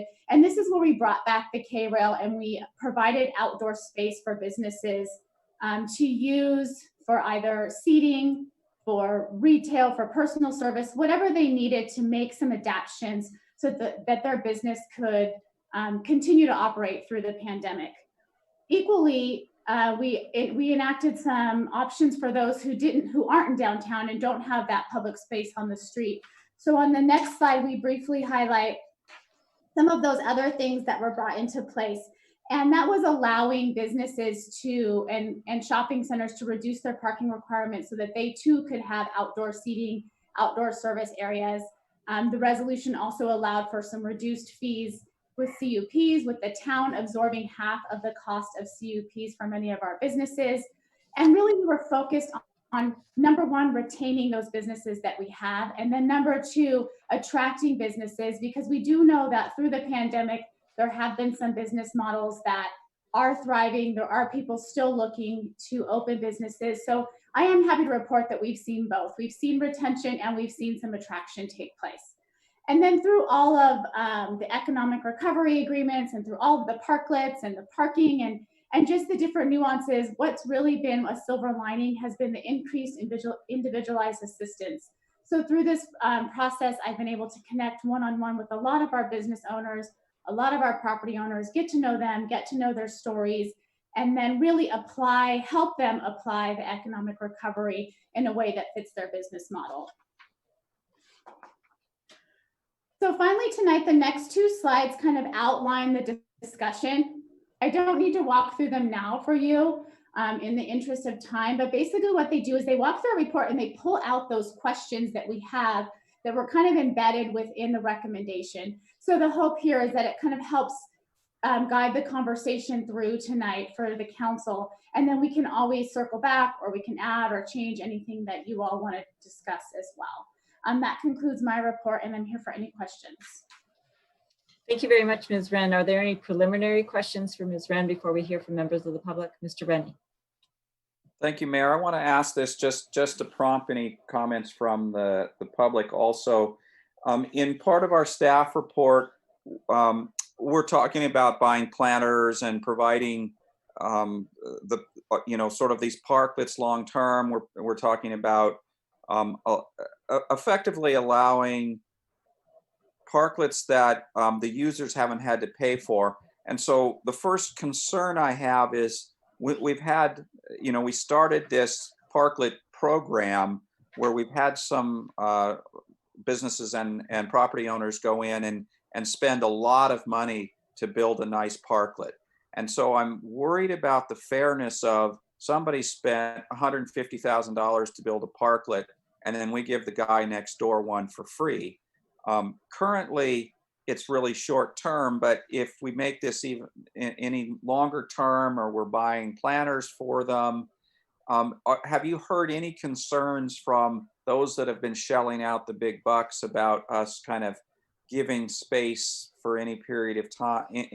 We're certainly short term, I think everybody's supportive, but have you heard any worries about this fairness issue that I'm trying to explain? No, I understand what you're asking. I have not heard direct concerns about it. I think what I've heard more is that there are a lot of people who would really love to have these more built out parklets, but the budget just doesn't allow it right now. And that's where the recommendation for a possible grant came in as a kind of a middle road. One of the unique things about the parklet program in the beginning was that we didn't have a lot of rules around how big it could be. We didn't have rules about it being in front of another restaurant. It was first come, first serve. So if I came to the table and I wanted 2 to 3 spaces and it spilled over in front of a restaurant, it was okay. At this point, staff is really recommending that we don't allow those to be built in front of someone else's restaurant unless that person is part of the conversation, because we're in an economic time where we really need the outdoor space. We don't know what the future holds for indoor. And even if the businesses can go to 25% occupancy in a couple weeks, we know that 25% occupancy doesn't allow them to pay their rent. And we know that through the conversations we've had about seating. And so I think that at this point, even that pilot program is a little bit more modified than it was in the beginning, when it was more of, if you come to the table and you have the means to build it and you have the means to maintain it, we were more accepting of it. Okay, thank you. Question? Enough. I'll see if any members of the public also comment. Any other questions from members of the council before I call on the public? I don't see anyone. So again, if you'd like to participate, we don't engage in a dialogue. We take your testimony. We might have questions for you. Use the function on your Zoom or your phone, #9, to indicate that you'd like to speak. And so as I see hands raised, I will call on the speakers. Sue Farwell.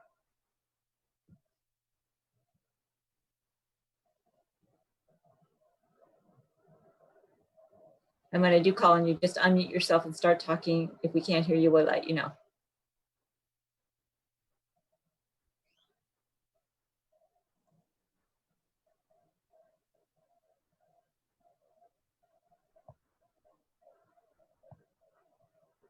Can you hear me? Yeah, now Can you hear we me? can. Okay, There all we right, go. fantastic. I'm going to speak just briefly kind of to the temporary parklet issue that you guys have it on, on the table. And I understand the decision of the council a year ago to make the parklets temporary. It was a new look, it was a new idea, and you wanted to make sure there was a way out if necessary. Back when you passed the parklet ordinance, there was already a clear need for outdoor dining. The neighboring communities already had outdoor dining and were clearly more vibrant, busier, and thriving. We needed to be on the level playing field and compete for great retail and great restaurants. And honestly, the downtown needed some revitalization. I always felt that once you saw the design and function of the temporary parklets, you would embrace the long-term need for them. I think they look great.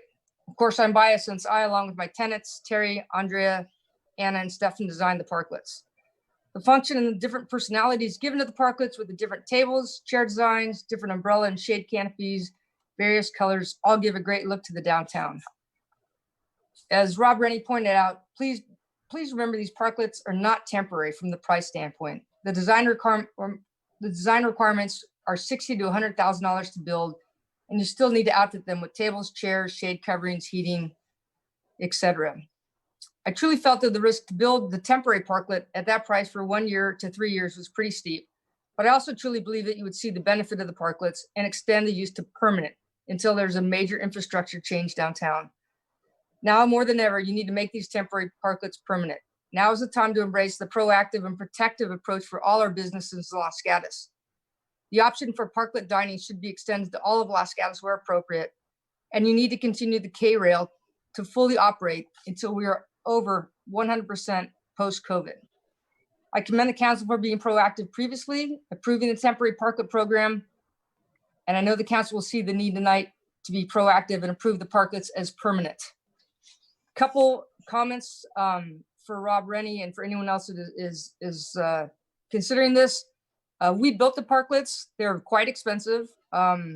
I feel no ill will for having the K-Rail. I think that is essential. I think that all the town businesses have taken the, all for one and one for all attitude.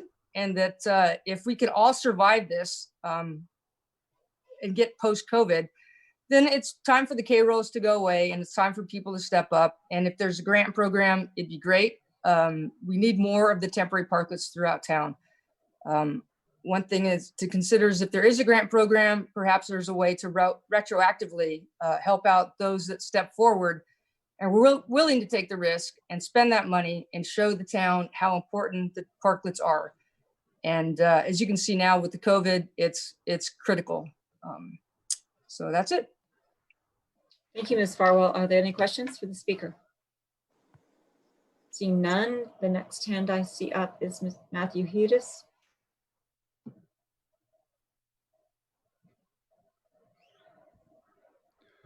Thank you, Mayor Jensen and council members.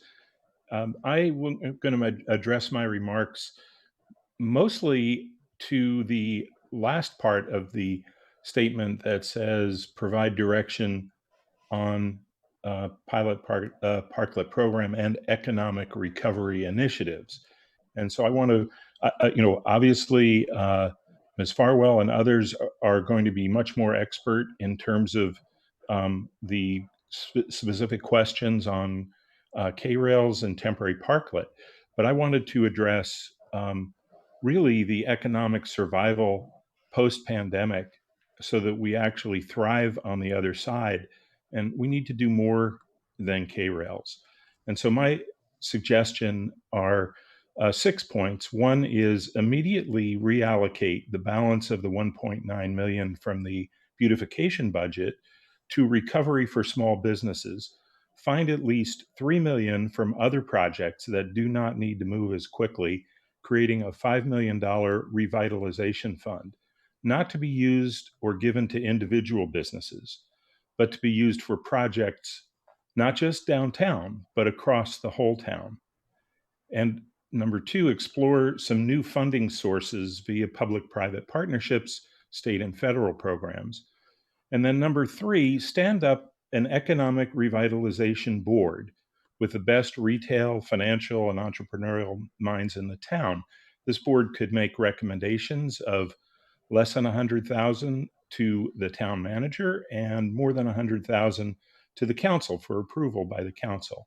This will create transparency and encourage community input.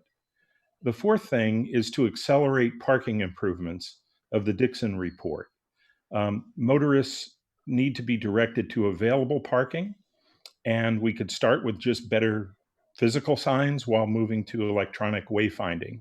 As the restaurants are recovering due to parklets and other things, the removal of parking is putting additional pressure on retail that's already struggling. The 5th is to develop a new configuration for North Santa Cruz, looking at best practice across the US, across the world, to allow maximum outdoor seating that's complementary and compatible with retail, and work toward a goal of really a best downtown. And then finally, make Los Gatos easy to do business with. It's not just about the fees, it's more about speed, handoffs between departments, and we need to measure the times for permitting in order to improve. So those are some suggestions that go beyond just the downtown parklet area.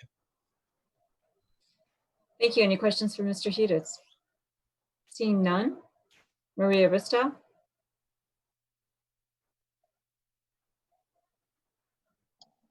Oh, sorry, I must be logged into the wrong Zoom account. It's Randy. You are not Maria Ristow. You are Randy Chen. I know, I'm sorry. I must have the wrong Zoom account in. I'm sorry. It's Randy Chen from the Chamber. Good evening, council members. Thank you all for your support of our businesses during this time. As you've heard other speakers say, we believe that we should keep our K-rails at least through March 31st, 2021, if not longer. Now that we have outdoor dining, it is loved by both diners and restaurants alike. It has enlivened Los Gatos and made downtown the place to be. We cannot go back. However, that said, we should not make any permanent decisions on the K-rails now until we see how the pandemic plays out. The K-rails are working and they are an inexpensive solution. Putting money into planters or a more expensive solution when the future is so uncertain seems premature. We do believe that all the K-rail parklets should have floors that even them with the sidewalks, and we should address what type of roof construction is allowed. I also agree with extending the sort of semi-permanent parklets to the 5 to 7 year plan, which I believe the staff recommended, and I think the grant program would also be great. So what else could the town do to help our businesses across the board? One solution would be to forgive business licenses for businesses who meet certain parameters. For example, in San Jose, in an effort to relieve small business suffering during the pandemic, the city council unanimously agreed to expand a tax break to businesses who bring in less than $25,000 in revenue. In San Jose's case, it will cost the city $1 million. In our case, that number would be significantly less.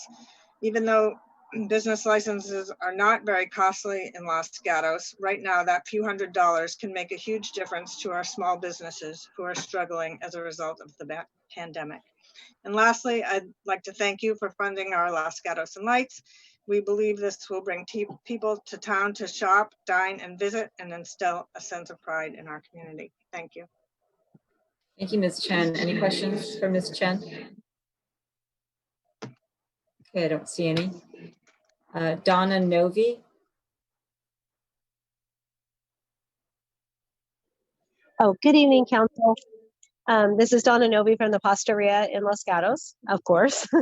I just wanted to thank everybody first for the lovely K-Rail that we've been able to use as a parklet. It has enabled us to have an outdoor dining room, and the outdoor dining has been a necessary and delightful piece in the steps to recovery. Not only have they boosted the morale for our employees, for the few that we've been able to bring back and get them on the payroll, but they have given the town a much needed respite and uplift.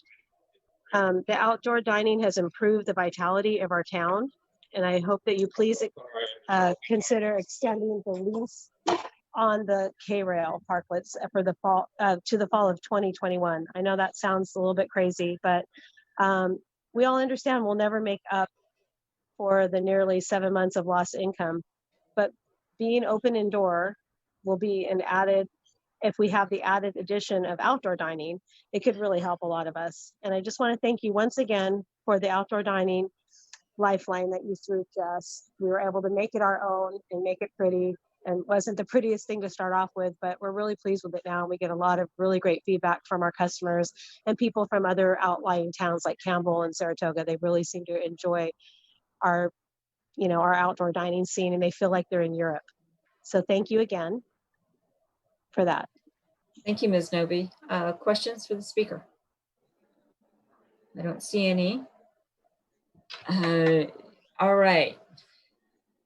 David McGregor Scholes, who appears as Redemption California. I'm assuming that's who this is. Yes, that is I. So I'm actually Donna's neighbour at Redemption. We're right next door to Donna, and the work she has done on her parklet should stand alone as a reason to not take them down. I don't know if you've seen it, but it's just the painting and the flowers and the lights. It just looks like something that should be permanently there, in my opinion. So I'm just going to echo everyone that's gone before me in saying that this is an absolute vital inclusion to the town, and it should be the start of something that is only built upon.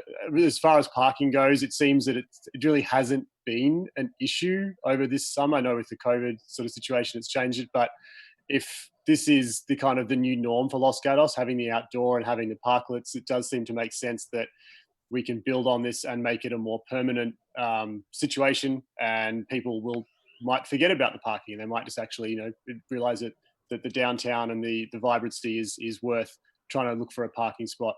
That seems to be what I've noticed over this period. So, and like Donna said, Campbell is actually following Los Gatos' lead for this time. They've changed their situation to having parklets as well. So, and just also we've been recently down in Santa Cruz and kind of seeing that it's not even up to the standard that Los Gatos has as far as their parklets go. So you guys are doing very well and kind of leading the way in the area. So anything that can be built on and to keep going with this and keep it as long as possible and just keep building on it, I think is going to be vital for keeping people coming downtown and supporting the businesses. So that's it. Thank you very much. Thank you. Any questions for the speaker? I don't see any. Catherine Summers. Hi, good evening, Council. Kind of want to reiterate a few things that other people said. First of all, I wanted to pick up on something that Sue Farwell said, which was one for all for one. And we're kind of all in this together. And I think those K-Rails, believe it or not, did sort of bring everybody together. So the ones who have the really formal parklets are very accepting of their neighbors who have the K-Rails. And for that reason, I think they, along with everybody else, wants to see those K-Rails there. Really, I don't even really think you should think about that. I think they're there. They should be there until until we're out of this pandemic that we're in right now. However, saying that, I think that we really should look at the months that are right ahead of us and the rainy season. And I do think that some flooring, and I think this is what you should discuss tonight, is how do we make sure that we have flooring in all of them? And maybe that is some subsidy that the town helps every one of the restaurants that needs to do that, so that the water travels underneath, so that they are, so that there's no liability that the town undertakes. So I think you should look at some of those things tonight. And then I also think, looking ahead, you constantly have to ask yourself, what problem are you trying to solve? We're trying to get people to come downtown, really, and to shop and dine. And I don't think anything is really a fast fix. So I think, again, and I've said this before in a few council meetings, we have to look at the holistic, or look at all of this holistically, comprehensively. And I really think at some point it's time, and maybe we use some of the economic recovery dollars, to have a planner come in and take just one block. And what could we do on that one block that would increase the sidewalk capacity, be it taking out the planters or whatever it is. I just think there's ways of doing it. And maybe it's not parklets down the whole street. And maybe we still do have parking on North Santa Cruz. But I don't think any of us can answer that question. I do think it's going to take a professional consultant to come in and look at it and figure out what's best 5, 8 years, 10 years down the road of what we're aiming toward. Let's just not slap money out there until we really look at what we want eventually. So that would be my 2 cents. Thanks. Okay, questions for Ms. Summers? I don't see anyone. I don't see anyone else with their hands raised. I'll give it a second.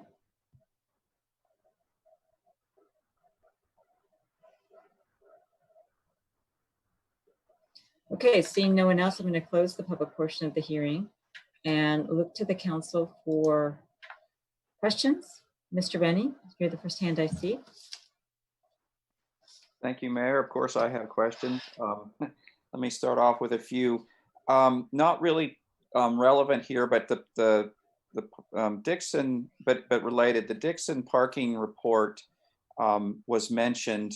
Are we moving forward with that at all? I understand, clearly it's not as pressing at the moment. I know that one of the lots that's the busiest is the one in front of the chamber there next to Blue Line Pizza. And I can go in that lot any time of day and it's not full, which is not the way it used to be. So I know we're not pressed for parking, but I'm curious, are we moving forward with any of those ideas, or are they completely on hold? Yes, we are proceeding apace. We've hired a temporary employee to help us implement the parking study, since it is one of the council's strategic priorities. We're focusing on the 2 highest priorities that the council identified when it accepted the study. One is the wayfinding to the parking, and the second is dealing with employee parking in the downtown. So yes, that work is underway. Okay. Thank you. My next question is, I'm kind of in favor of picking up K-Rail that's not being used. And, I've watched the whole street, and the only place that really looks like it's not being used is the K-Rails in front of Soul Cycle. And I know the owner of Dolce Spazio has asked me to pick them up so there'd be more parking in the area. That would be the reason to not just leave them everywhere. Let's make sure they're being used. And so probably a question for Monica then, are they planning to use that space, or can we pick those up? So tonight was actually the first night when I drove through town that I saw families in there eating frozen yogurt. But for the most part, they are unused. And we actually have 2 examples of unused. We have that one, and then we have one other that's actually been adopted or under agreement with the business. However, the business is not allowed to be open by the public health order yet. So theirs remains unused too. The question and before you, when we look at these unused, or I guess unhosted parklets, is that we need to provide ADA or some sort of platform. We need to make them accessible for everybody. So if we leave them in place, we would need to commit to accessibility and maintenance of those, or we could pick them up and add parking. And that's certainly something the council can provide direction on tonight. And if you'd like to see that parking be the 30-minute quick turn parking, or if you'd like to see it return to what it was prior, which I believe was 2 hours. So we have a couple of options there. And as you actually walk through the options tonight, we can put the slides back up. It's buried in the options with the K-Rail. And a second part of that is, how expensive is it to just pick up a few at a time, like for this example? So this is definitely a question that Matt may want to weigh in on after I answer. But basically, we have this block of K-Rail that we have rented. We're paying this rental fee, and then he does have staff that can come out and make small adjustments. It's really a timing. We try to make, I think we've done 6 or 7 iterations at this point of moving and shifting K-Rail. We try to keep a list of kind of immediate needs, and we address 2 or 3 at once to use his staff's time efficiently. But I can let Matt weigh in if he has more information on that. Thank you. I'm Matt Morley, Director of Parks and Public Works. The cost to remove it is just the cost of loading it on a tractor trailer and shipping it back to Hollister, where it came from. The total cost for all of the K-Rail to remove that is about $10,000. So it would be some increment of that, a little bit more expensive if we do sort of a onesie-twosie versus all at once, but certainly something that we can continue to do. And we're trying to keep a balance between having a little bit of K-Rail on hand so that we can do some adjustment and not having too much. So there is a little bit of flexibility there. And I'm really, whether you pick it up and put it in your corporate yard or ship it back to Hollister is not really what I'm worried about. It's I'm trying to, make sure we have parking available and, the parking spaces are valuable spaces, and they're going to get more valuable as we come out of COVID, further and further out of COVID. So we want to make sure we're using them the most appropriately. If they're being used, that's great. If they're not, then I would think that we would want the parking. And so I'm trying to, I don't want to say pick them up if it's expensive just to pick them up and ship them off, and then we might need them back or something like that. That's what I'm just trying to understand, if it's not really a big deal to take them. And picking them up and moving them off of the street or over down to the yard is straightforward and easy. Okay. Next question. How many questions do you have, Mr. Rennie, so we can figure out? I had 1 or 2 more. Okay. On the grant, you talk about grant matching, or no, you said grants. I was wondering if that's a full grant, or are we going to ask them for a match? What's the structure of your grant? This would really be up to the council to decide. What I was envisioning was whatever the portion of the money that we would be using to rent K-Rail or to pay for something else, you could look at providing a business some chunk, 10,000. I don't know what that number is, whatever you're comfortable with, and then incentivizing it. So one thing that we didn't consider when we started this, and I think Ms. Farwell touched on it a little bit, is she got her businesses together to kind of build one that they can shift around and share. And so looking at grants where instead of just one business in a row builds 3 different ones, maybe there's an incentive if the 3 of them work together, there's one structure that's then split. And so that was kind of the idea floating out there for the council to consider and look at how you think best fits. So the question really is this a grant for us to do it all for them, or just to pay for part of it? That's really what I'm trying to understand. The recommendation or the thought was part of it, but I think if there's, if it's the council's prerogative, if you wanted to provide more than portion, that's something that you could certainly do. And then one last question, if I could, Mayor, is on the planters. It's $500,000 for planters. I'm trying to figure out, is there some in-between option where maybe we don't need to buy that many planters? Again, I'm thinking as the county opens up more, there may be less use. Hair salons may not need to be in the street anymore. Nail salons may not need to be in the street anymore. And I'm envisioning there may be a reduction of the parklets as we go. Restaurants are going to want to keep them a long time, but I hate to spend $500,000 and we ended up opening up and not using a bunch of them, especially since it takes several months to get them. By the time we get them, we may not already need 25%. Can you add any thoughts on that? Sure. Thank you for that question. That's actually a great point. So the 500,000 was what we looked at in the beginning back in May when we were considering doing all planters. And even as we talk now, I'm hearing from some retailers that, maybe they don't need them anymore. The council could definitely craft a program where you designate certain areas, or maybe it's a restaurant program, and then we provide some other sort of option for retail. It's really could be tailored however you want it. And I think, and Matt can correct me again if I'm wrong, we could do it incrementally. So we could look at maybe replacing one block, see how that works, see if there's, see if we need that many. I think 500, if I'm correct, was like an umbrella max of what we thought it would be. Matt, do you have other thoughts? Yeah, so the 500 is sort of aligns with the amount of K-rail that we have now. So it would be a 1-for-1 replacement. So anything less than that would certainly be less of an investment. This might tie nicely to the longevity of these temporary parklets and what that looks like. So if you're inclined to leave them longer, maybe a more of an investment in what they look like would make more sense. If you're inclined to have a shorter outlook on those, then maybe not so much. The businesses they've really stepped up. They've done a nice job themselves of making the most of the parklets with doing some plantings and making them their own. So there's been some softening of the K-rail already. Okay, thank you, Mayor. I suspect you have an organization you want to follow, so I will end my questions here. My organization right now is to get people's questions answered. So council, are there other questions? Before Vice Mayor. Thank you, Madam Mayor. I don't need the. Right, can we remove that slide for the time being? Discussion. Thank you. Thank you.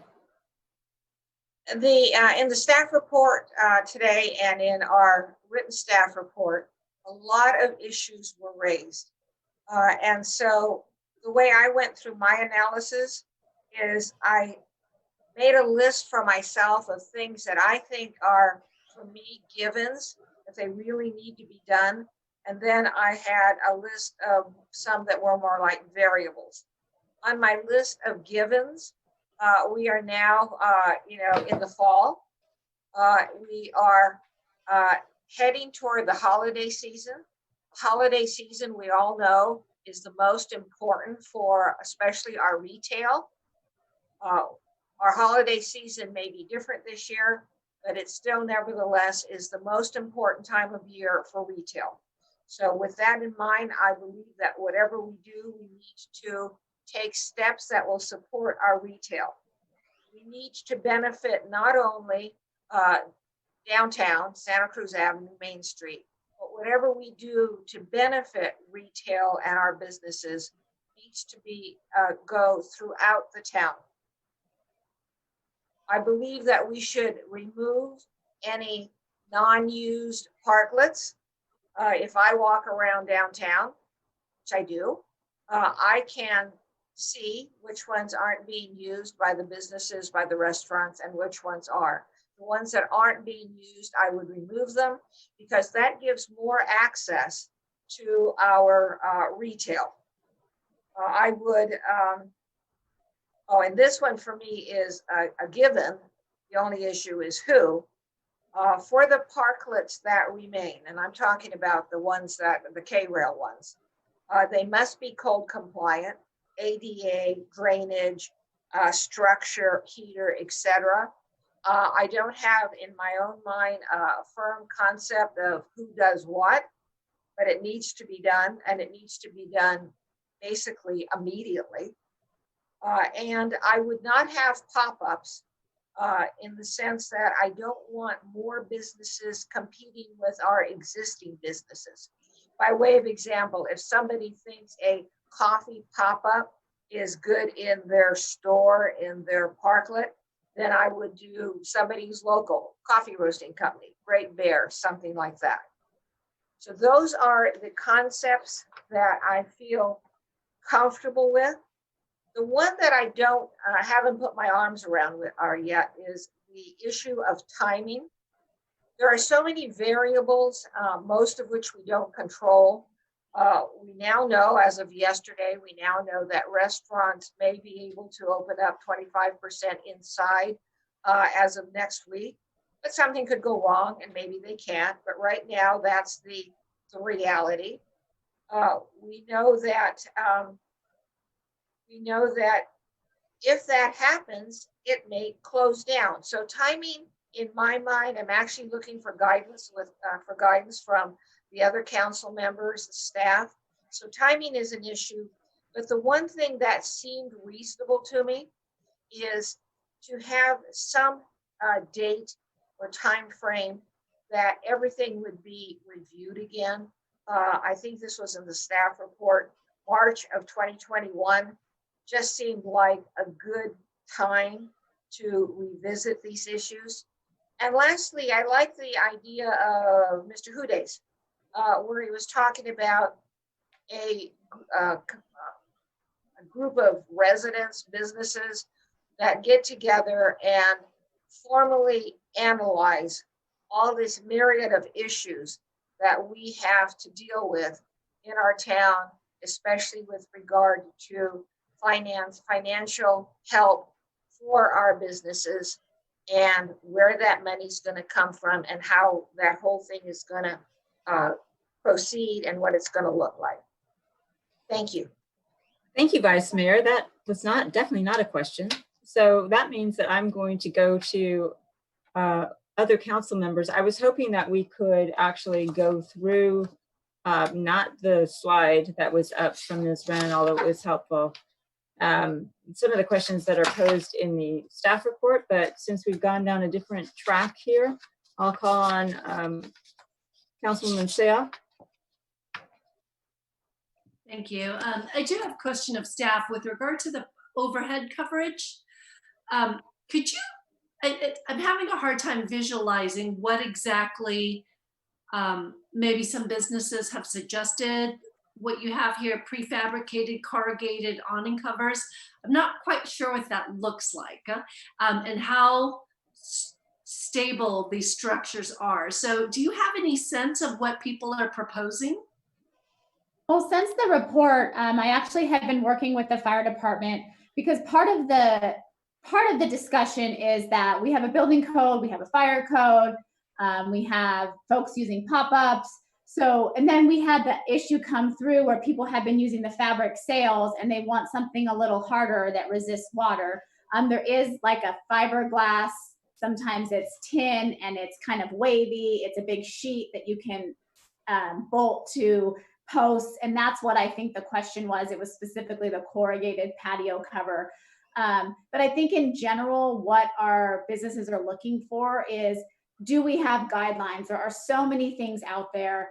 I think at first we thought maybe this was very short term, so we just kind of let our businesses take the lead. But now that we know it's longer term, now that we understand we have businesses next to each other where rain runoff could be coming in to guests, we're really looking for some guidance. And I think the holding line really is fire and the building code. So understanding that what we have is safe.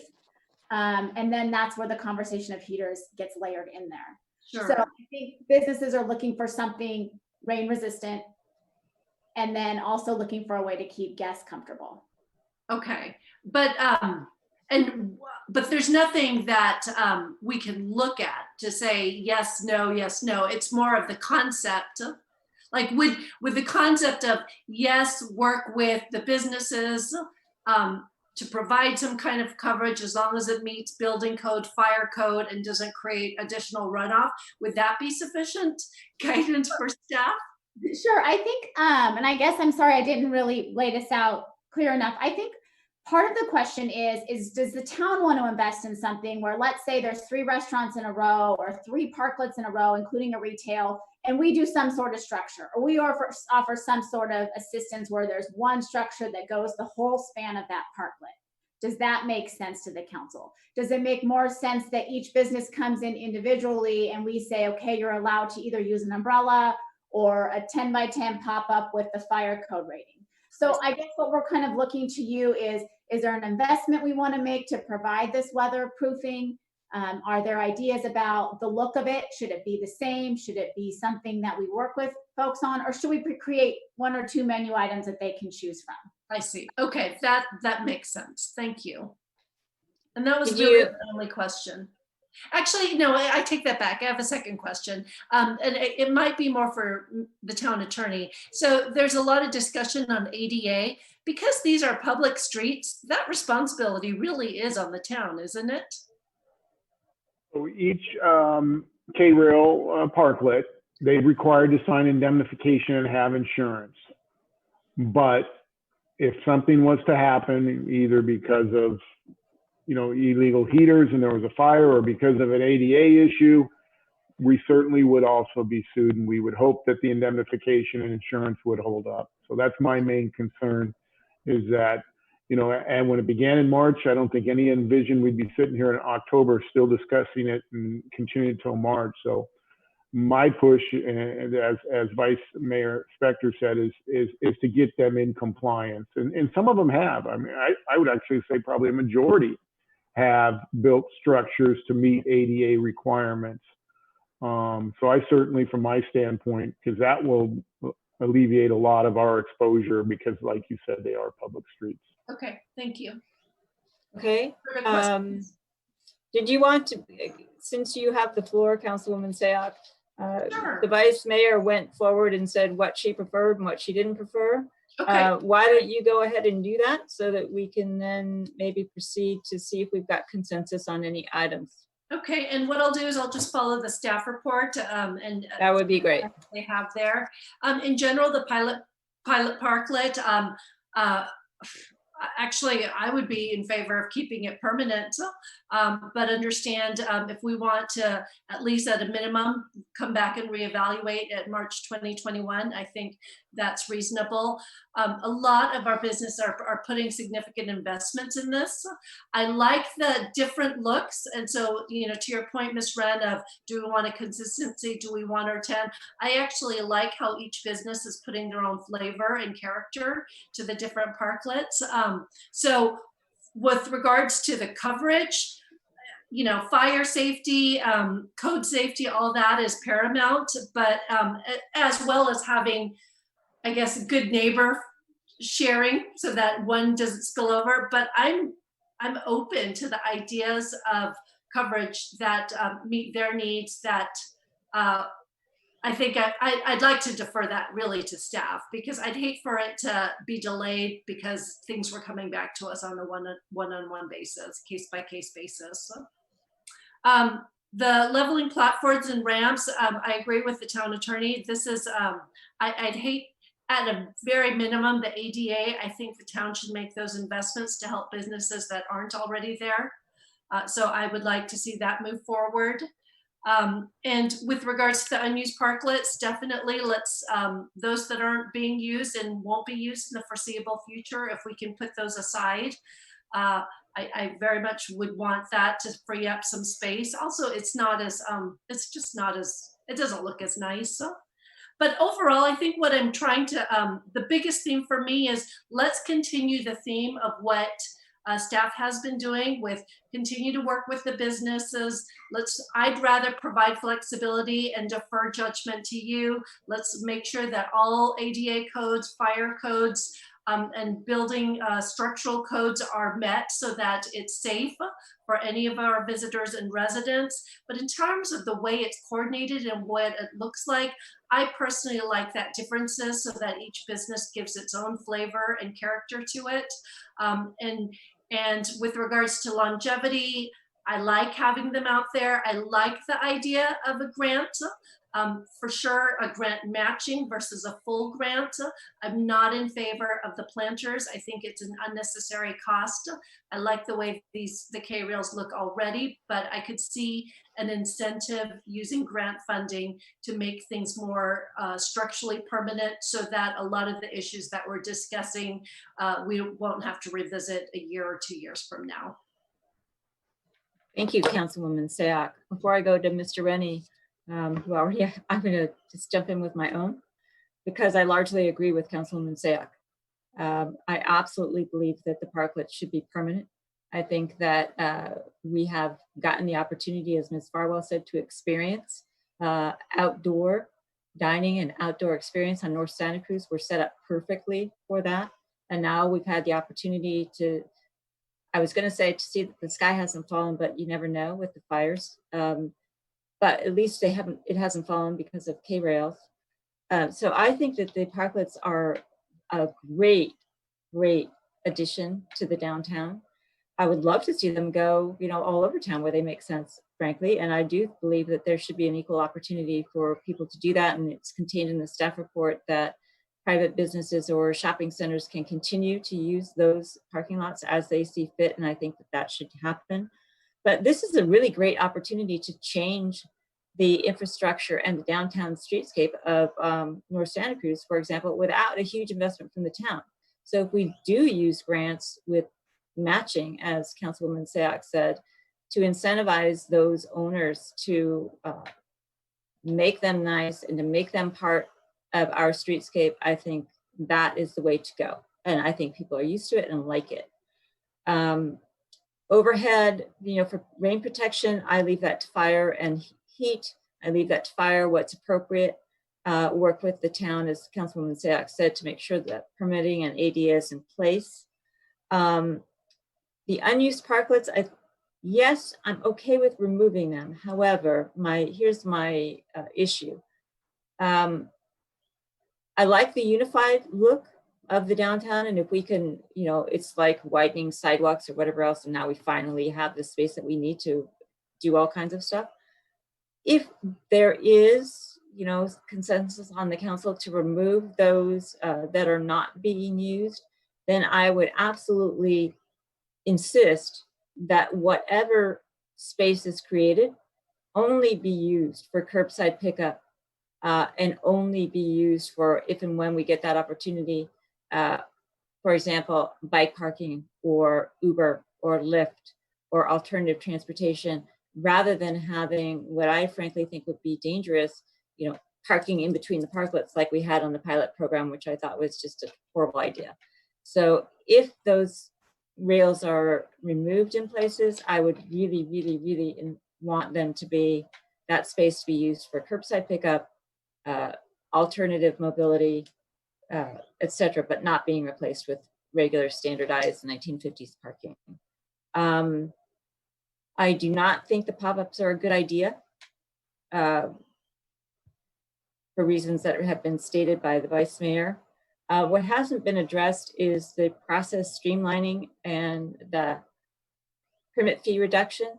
I think we need to continue that to give our businesses the opportunity to get back and recovering. It's worked really well.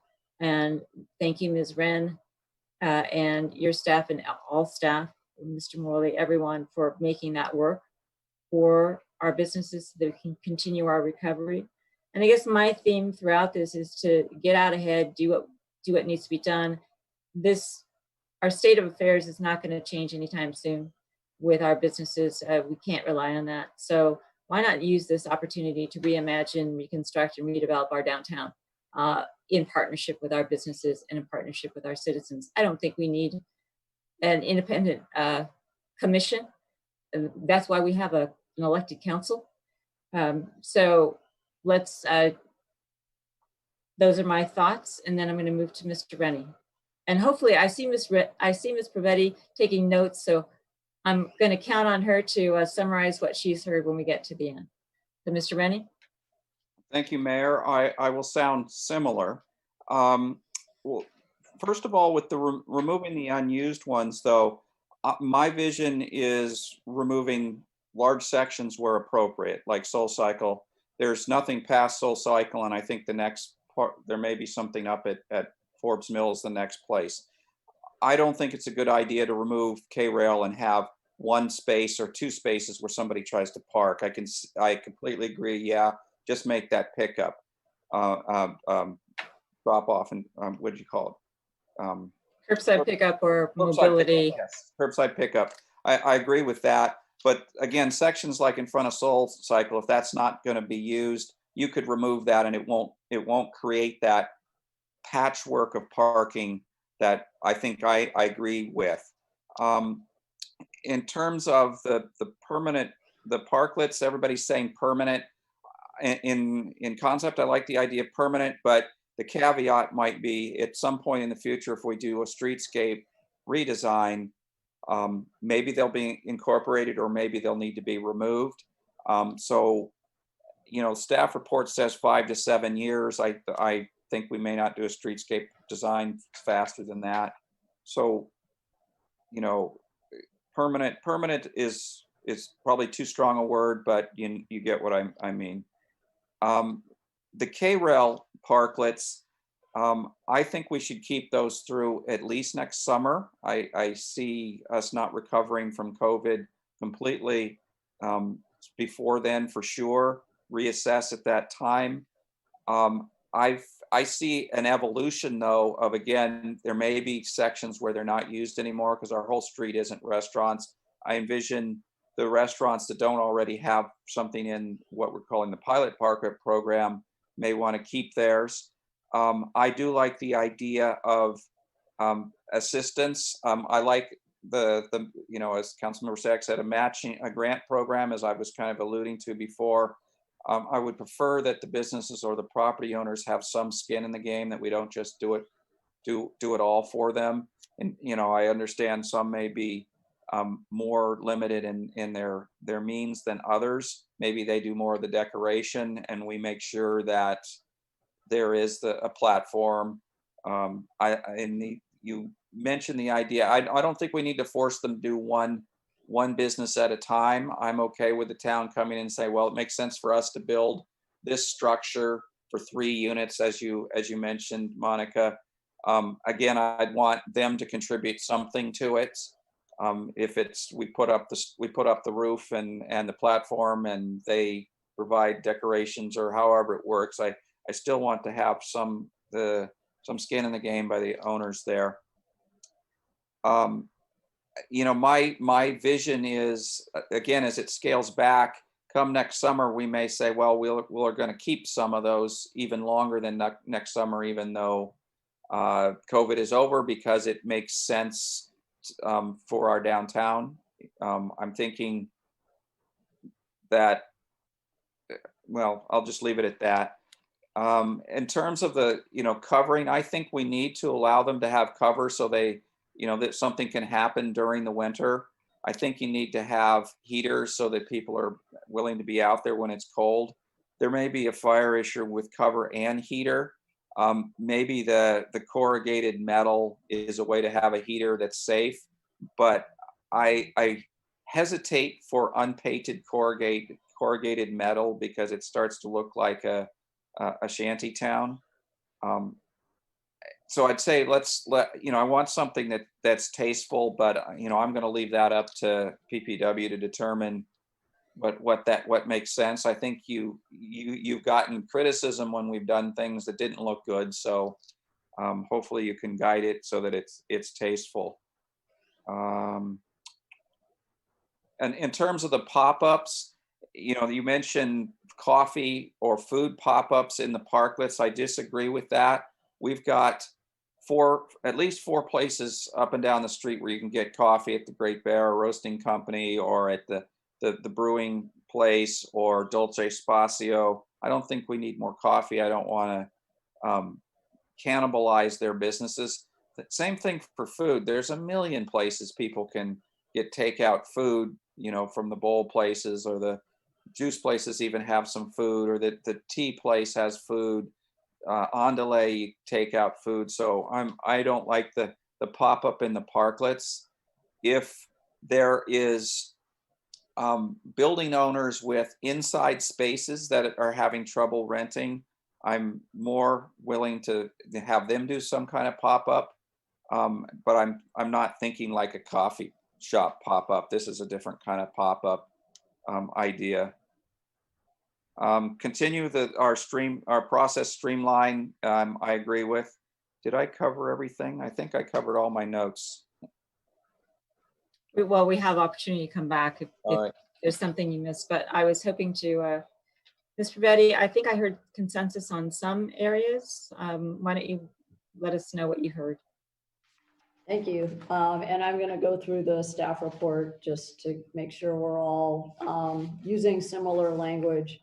So on the pilot parklet program, which Ms. Farwell addressed, there is consensus to make that quote unquote permanent, 5 to 7 years, recognizing that perhaps a new streetscape design might need some additional consideration, but for all intents and purposes, those owners that have made the investment should feel comfortable that it will essentially be permanent.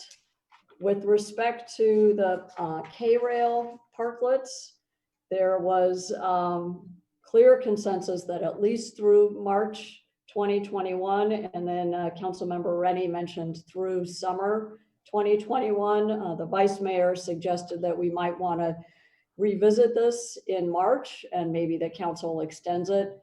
But essentially this way the businesses know that the K-Rail will stay through the winter, if not longer. So that was great. I think the grant program, we mentioned grants in a couple of places in the staff report. So as this council was talking about grants, I was not hearing grants to incentivize the permanent parklets, but that may just be my misunderstanding. I heard grants to help with coverings, grants to help with ramps. But if it is the will of the council to also consider a grant program for the more permanent parklets, you know, we could certainly pull that together. No interest in the planters, which is fine. So that was good. And then essentially very clear guidance that everyone needs to meet the fire code and the building code. Definite agreement that we should be flexible in the designs that businesses come up with, but it should be tasteful. And I do want to clarify that in some of the comments of council members, it sounded like there was an expectation that the town was going to be building the overhead structures and the ramps. But I don't think that's really a business we want to get into. I think we're more comfortable doing a matching grant and then letting the business get the permits, go through the process, and we'll streamline those processes as quickly as we can. And then on the unused parklets, the general consensus is that those that are really not being used, especially the big ones, should be removed. And that way space can be put back to use for bike parking, Uber, Lyft, or curbside pickup. Consensus that there should not be pop-up carts in the parklets. So that's very helpful for us. And then we really appreciate council's continued support for all the other economic initiatives that we've been implementing on private property, the fee reductions, and the process streamlining. You don't need to take formal action to continue any of that, but we really appreciate the endorsement to continue it. So I think the area that, at least for my mind, clarification on the grants and who's doing what in terms of coverage would be helpful. Thank you. Thank you, Ms. Perfetti. Okay, Mr. Rennie and Ms. Syak, I was going to suggest just grouping what I did here as consensus into a motion and then moving to the questions that Ms. Perfetti had, but let me go to Mr. Rennie and then Ms. Syak. Just quickly, I was going to say, I do agree with the idea of grants towards more permanent parklets. Again, I'm thinking, I want to be fair to those that have spent full price, but I think our, longer term, my vision is longer term, more of those parklets would be good for our streets. So I'd like to enable them. And I definitely understand that it's a big lift for some. So I'd like to help out, but I'm thinking fairness also. So, whatever the right amount of assistance to get more of them. But, I think Stu Farwell maybe we give some retroactively back to the others. I don't know if we want to do that, but I want to figure out some way of enabling more of them to go forward in a fair way. Okay, Ms. Syak. Actually, I'll echo Mr. Rennie's comments of, I was intending as well to incentivize. So. Okay. Let me, anything from the Vice Mayor before I? Yes, I would not give grants for more permanent parklets at this time. Our life and our economy and our future is very uncertain. And so to promise basically an undefined amount of money for an undefined number of future parklets, that would be a component of this consensus with which I would not support. Okay, thank you. Let me try to convert what I heard into a motion, and then we'll move to the grants, etc. Let's see if we can.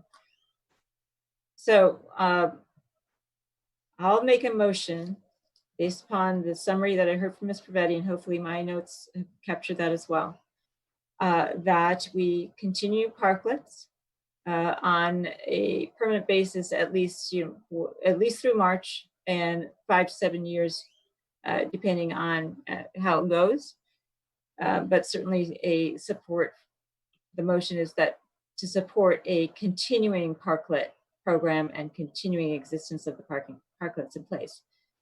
Number 2, that the K-rail may stay in place except for those areas where it is not being used, and where it is removed, that the space that is created is used for Uber, alternate transportation, or curbside pickup. That all parklets should be ADA compliant, however that gets worked out, and should also be fire safe, however that gets worked out with fire. That number 3, that the streamlining on permits and processing fee reduction remain in place. That's what I heard as consensus, so that is my motion. Happy to receive a second and/or friendly amendments to the motion. And this is deliberately not including any question about the grants or who's responsible for payments of certain things. I'll second it.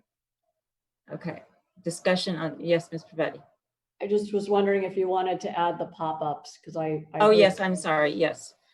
My motion does include no pop-ups in the existing parklets. Ms. Wren. I need a little bit more clarity around the pop-ups. It's a multi-layer question. So I understand loud and clear that we're not looking to have the businesses pop up in our parklets. Now, oftentimes we will have a trunk show, we will have a retailer pop up inside another retailer. Are we speaking to this as well? And in addition to that, we have on the table an ask right now for a coffee to pop up on the private property of a restaurant in the mornings. So I want to make sure we're talking about the public property, the private property, and then inside the store. I heard some support around inside a building. And so I just want to make sure that we have clarity as we work with our businesses on this. Thank you. So I'm going to try this to include this in my motion. We'll see how people react, whether they want to vote for it or not, or whether they offer amendments. It was my understanding in the discussion of the pop-ups that we were discussing what a K-rail pop-up could do, not a generalized pop-up, no, you can't have them, et cetera, et cetera.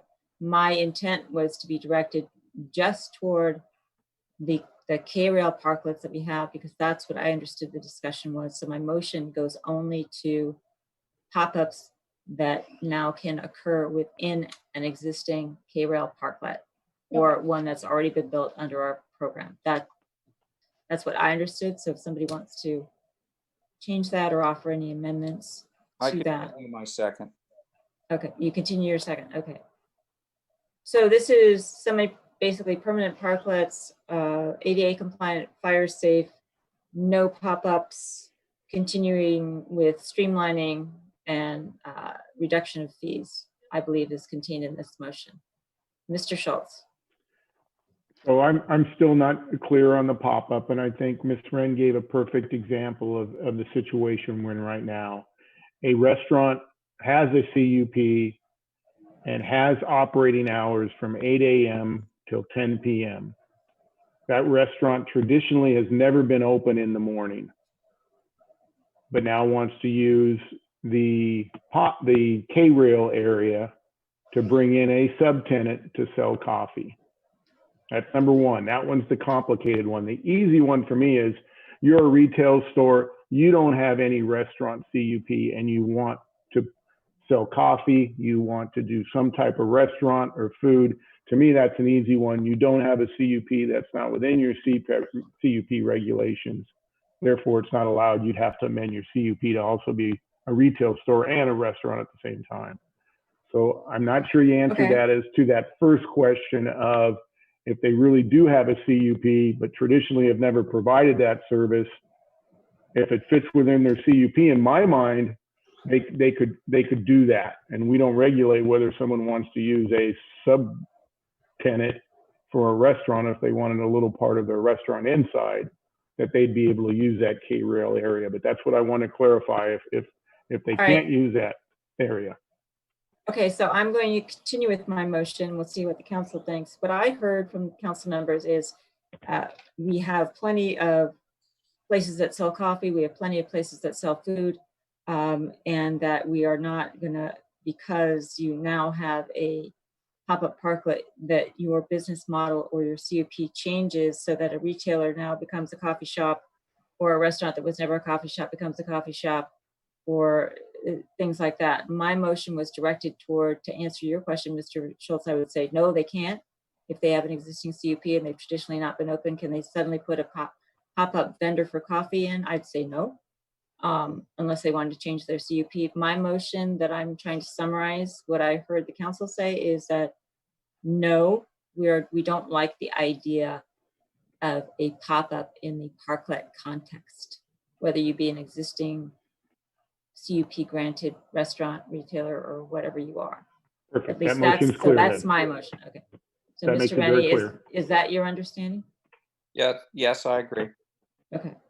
All right. So any comments on this generalized motion that I hope encapsulates at least the consensus from the council on those points contained in the motion before I call the question? Okay.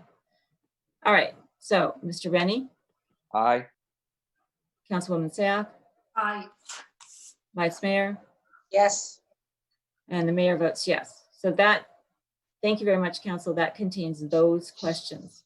Now, the questions that Ms. Pavetti raised that were still out there to be determined were the structure and use of any kind of grant process for the town.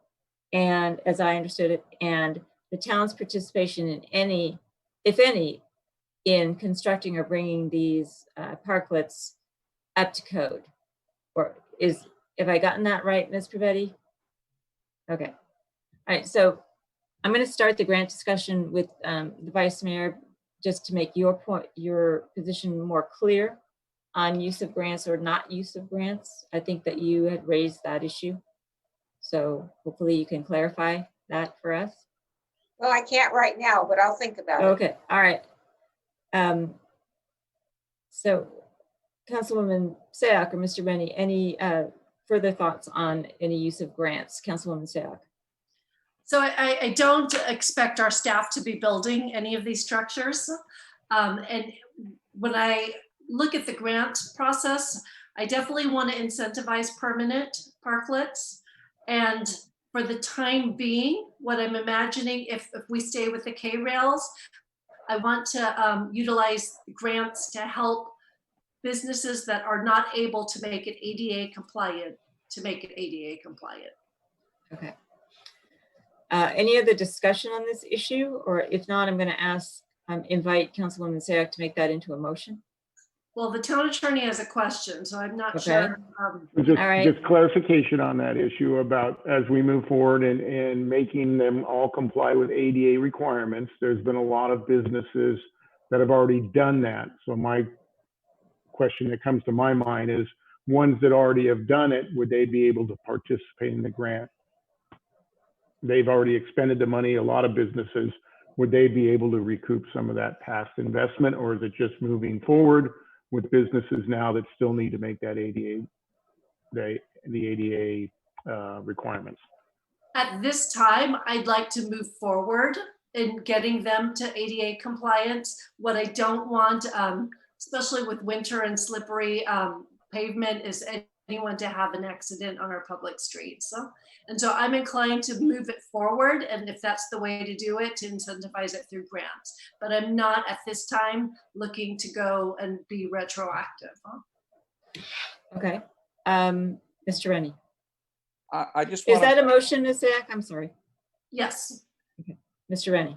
I'm okay seconding that motion. But I also wanted to bring up, we keep talking about ADA, but there was also an issue of some of the ADA that was put in as summertime ADA and may not work if we have large amounts of water going down the street. And it may need to be torn up and redone, redesigned or something like that. And how is that falling into our motion discussion? And that I would see as moving forward, something that the town should be helping to fix. Sounds good to me. I second. So Councilwoman Zach, may I ask a question? Helping to fix via a matching grant program? Correct. Not going out there with a shovel? Correct. And not doing it 100% by the town. All right. I'm looking at a matching program. And before I get to the Vice Mayor, just one more question to clarify on your motion. Ms. Privetti asked, would this grant program, matching grant program, I think I heard you say, just to make sure I understand it, could it be used to help transition a temporary K-rail parklet to a permanent parklet? Yes. And I heard you say that, yes, it could be. Correct. Am I correct? Okay. Vice Mayor?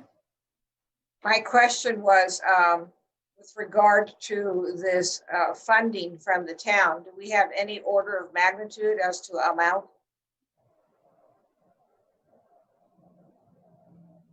Guess the answer is no.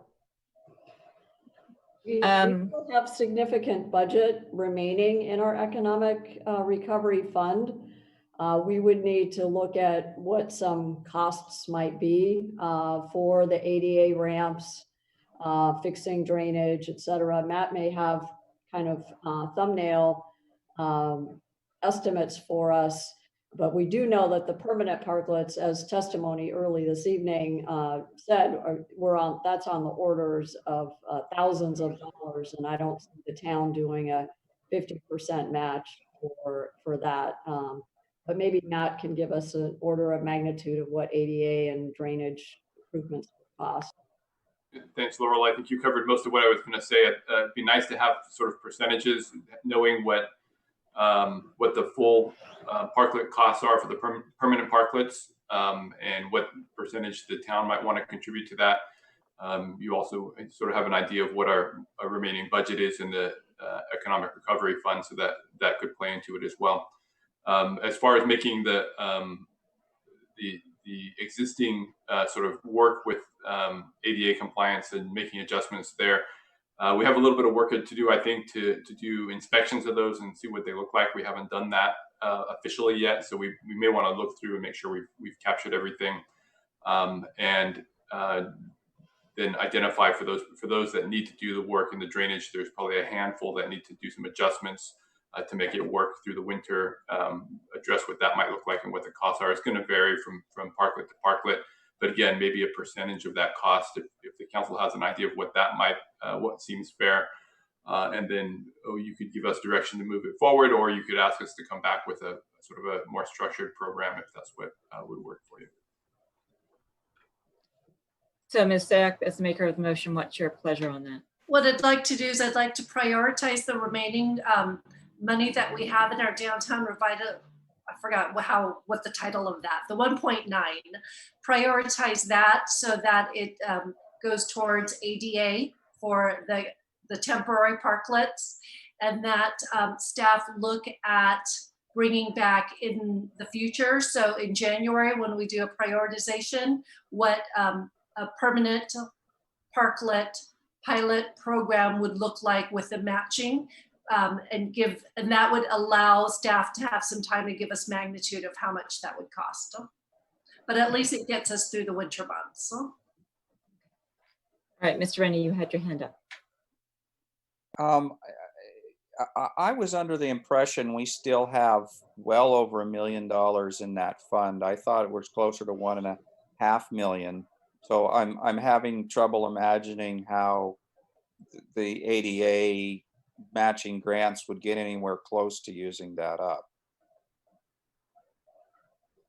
I think, Ms. Sayak, you were suggesting that whatever we did immediately with respect to any kind of matching grant would be prioritized and directed toward ADA and ramps so that these places would be usable and safe for the winter.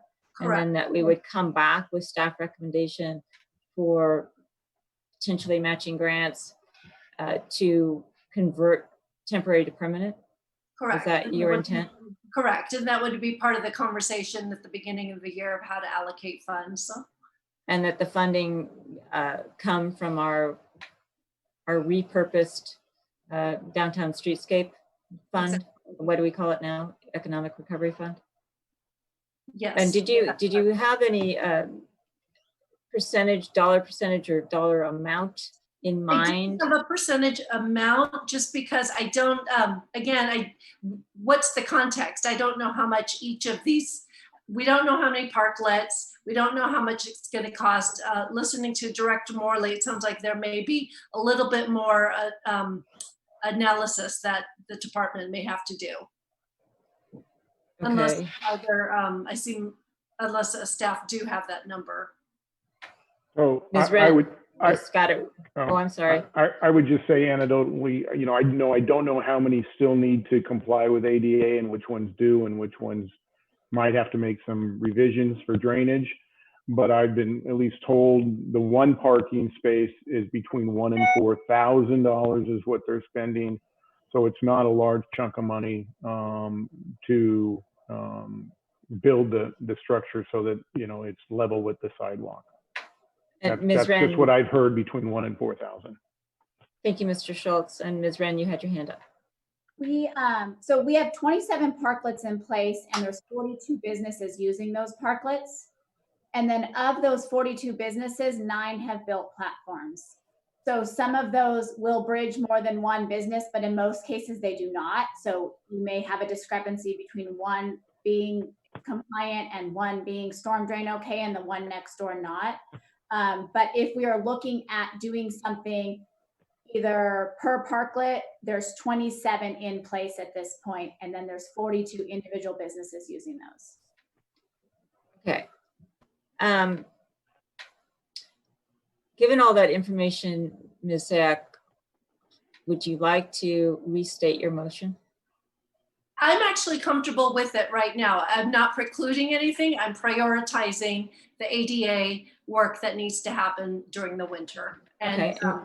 And if we find out that staff is capable of doing more and would like to bring those numbers back to us, I'm comfortable with that, but at least I'd like to get this process started. Okay, and Mr. Rennie, are you comfortable in maintaining your second? Yes. Okay, and Vice Mayor, you had your hand up. Yeah, question for Ms. Wren. When we're talking about the numbers that she just gave us, are those just downtown or are they also in other parts of the town? And also before we do a call on the motion, if somebody could restate it, thank you.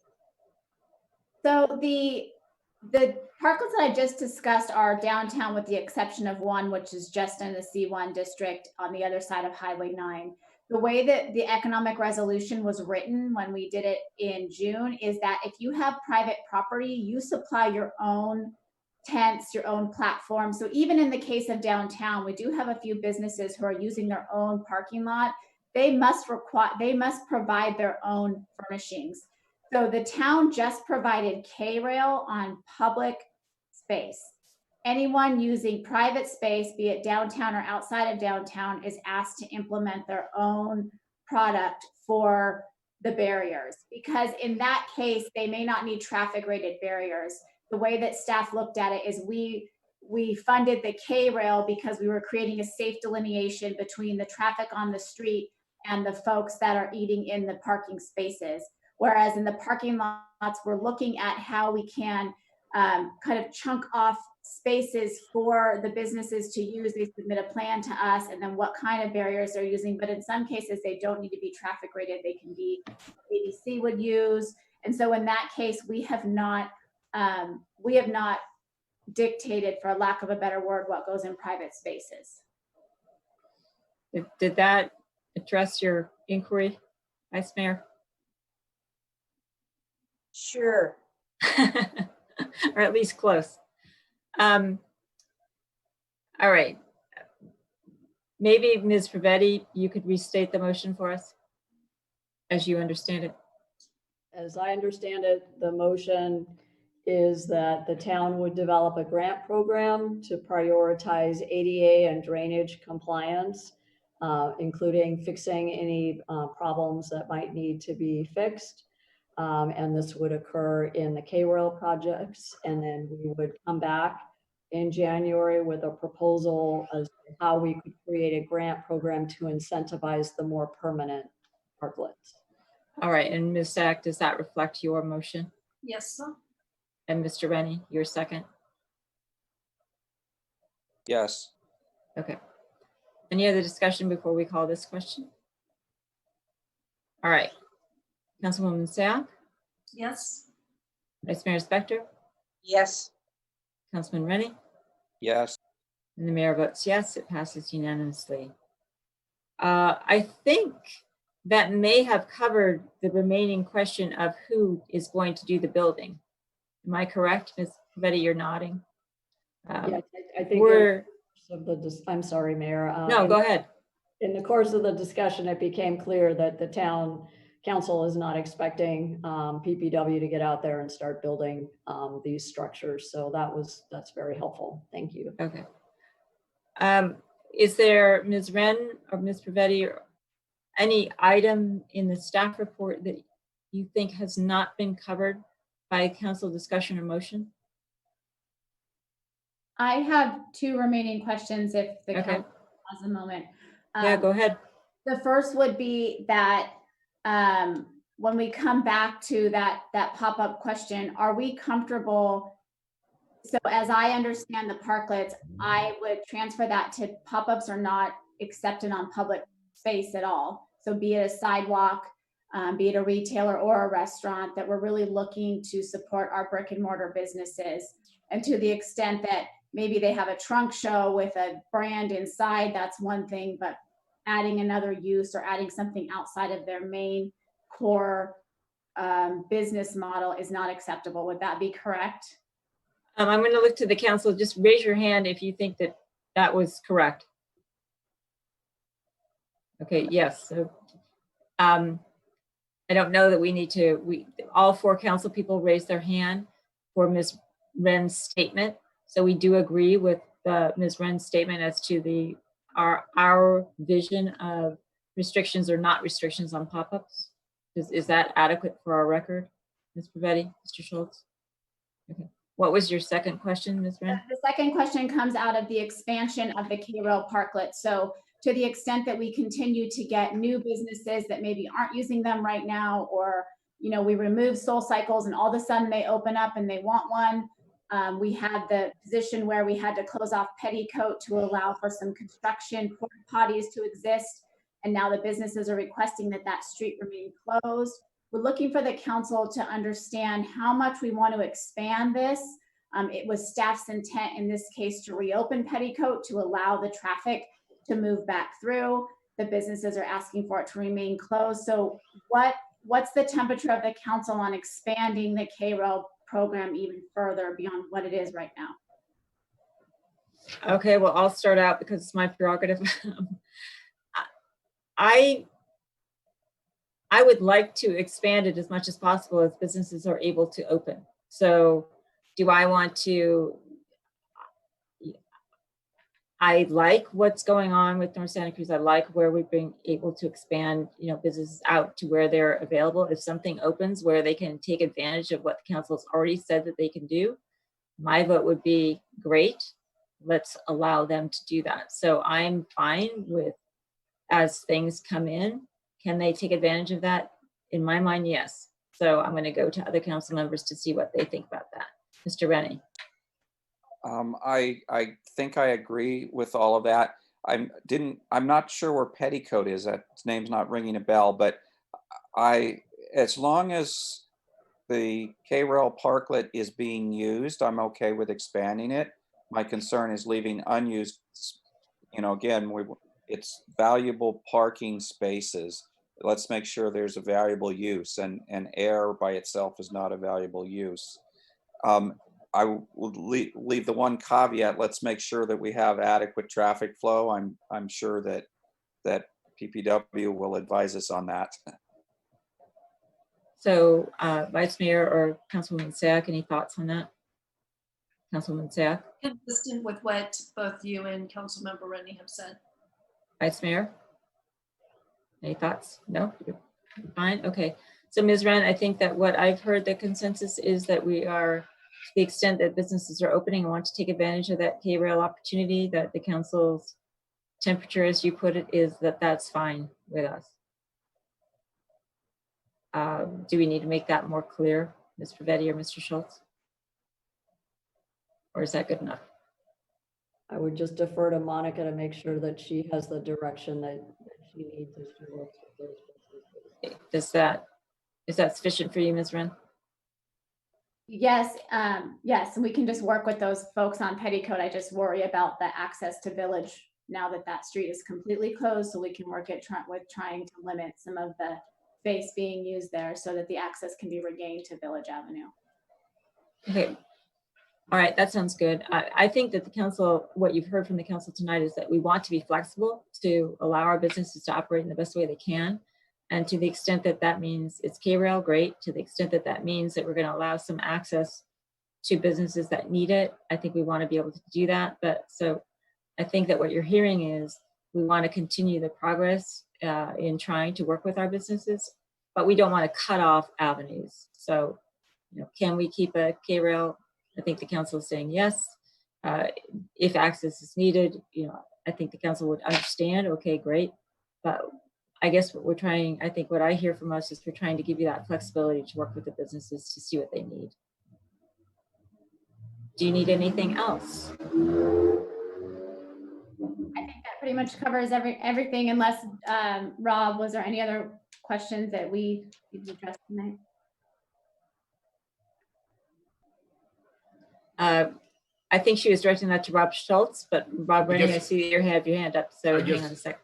My only one is yes, staff will work and put together this grant program to get all of these ADA compliant. I suspect and hope that all will, but what if they don't? And so if they don't, my response would be then they would lose their K-Rail parklet. And so I want to confirm that's where we would head with it. If a business just refuses to put forth that investment or participate in a grant program, then they would lose their K-Rail parklet. Okay, I didn't hear. I could bring that back at that time if we don't get full compliance. So that's not something that the council reached.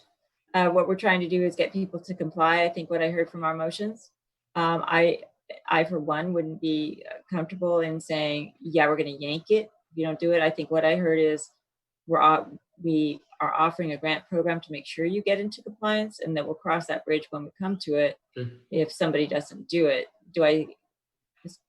Anyone disagree with that position? Mr. Rennie, I know you have your hand up, but if it's for a different subject, take it down for a sec. Okay, so Mr. Rennie now. Go ahead. I want to check with two items that I'm not sure whether we fully covered them. So the covers and the heaters, I think we said we're okay with them having them, but we're not participating in any grant programs for that. I think is where we are on that. Is that correct? Yes. Okay. We'll let other council members. I'll leave that as to make sure that that's okay with them. They can speak up. Second item was the conversion to permanent parklets. Does staff need more on that? I think what our motion said, we're going to prioritize money towards getting things ADA compliant and drainage. And then are we allowing some money go to assist towards permanent parklets? So the motion that was approved said, ask that staff return in January with a grant program to incentivize the permanent parklets. And is that adequate? Do you think people will want to work on it before January, or is it okay to wait that long? We'll continue to work with the business community. If there are, I know we have some businesses that would love to go straight to permanent, but I think we have to look at what the costs are going to be and what the town's fair share should be, especially given the fairness value that the council mentioned earlier for the previous investment that certain property owners have already made. So I think it's best if we focus our efforts, because quite frankly, Monica, Matt, Rob Schultz, the team has been working so hard. I don't know how many hours all of our staff has been putting into this. I think we're going to have our hands full, quite frankly, just trying to get ADA compliance and drainage compliance done, fire code met for heaters. I mean, we're going to be just crazy busy in the next month or so, if not longer. So I think if we can wait on the incentive. Well, that's okay for me. I'm really asking, is it okay to wait? And I think you're saying it's probably okay to wait, but we definitely need to wait. And when you come back with it, I envision something like, by then you'll maybe understand the numbers a little better. And I envision you might suggest something like, we'll do a 30% match not to exceed 20,000 and the total budget not to exceed 200. I'm just making up numbers, but after you look into it further, I could envision some suggestion from staff like that. Okay, thank you very much. Okay, anything else before we adjourn? I've got a message on my screen. My battery is running low. We have a couple parklets in the process, so we will just continue to process those permanent parklets or semi-permanent parklets as we would. We can definitely let those folks know about this conversation that January may hold that, but in the meantime, we will just continue to process those applications and move folks through as they want to add them. Okay. Anything further? Ms. Wren, you were very kind to thank the council for the initiatives that it took at the beginning of this economic recovery. Thank you. Let me take this opportunity on behalf of the council to thank the staff, as Ms. Rivetti mentioned, for all the work that you have been doing, for all your innovation, for your flexibility, for your creativity, and for your willingness to step up during this entire time and make sure that Los Gatos is functioning as well as it can, and frankly, better than many places are. And that's in large part due to our amazing staff. So on behalf of the council, thank you very much. And with that, good night all.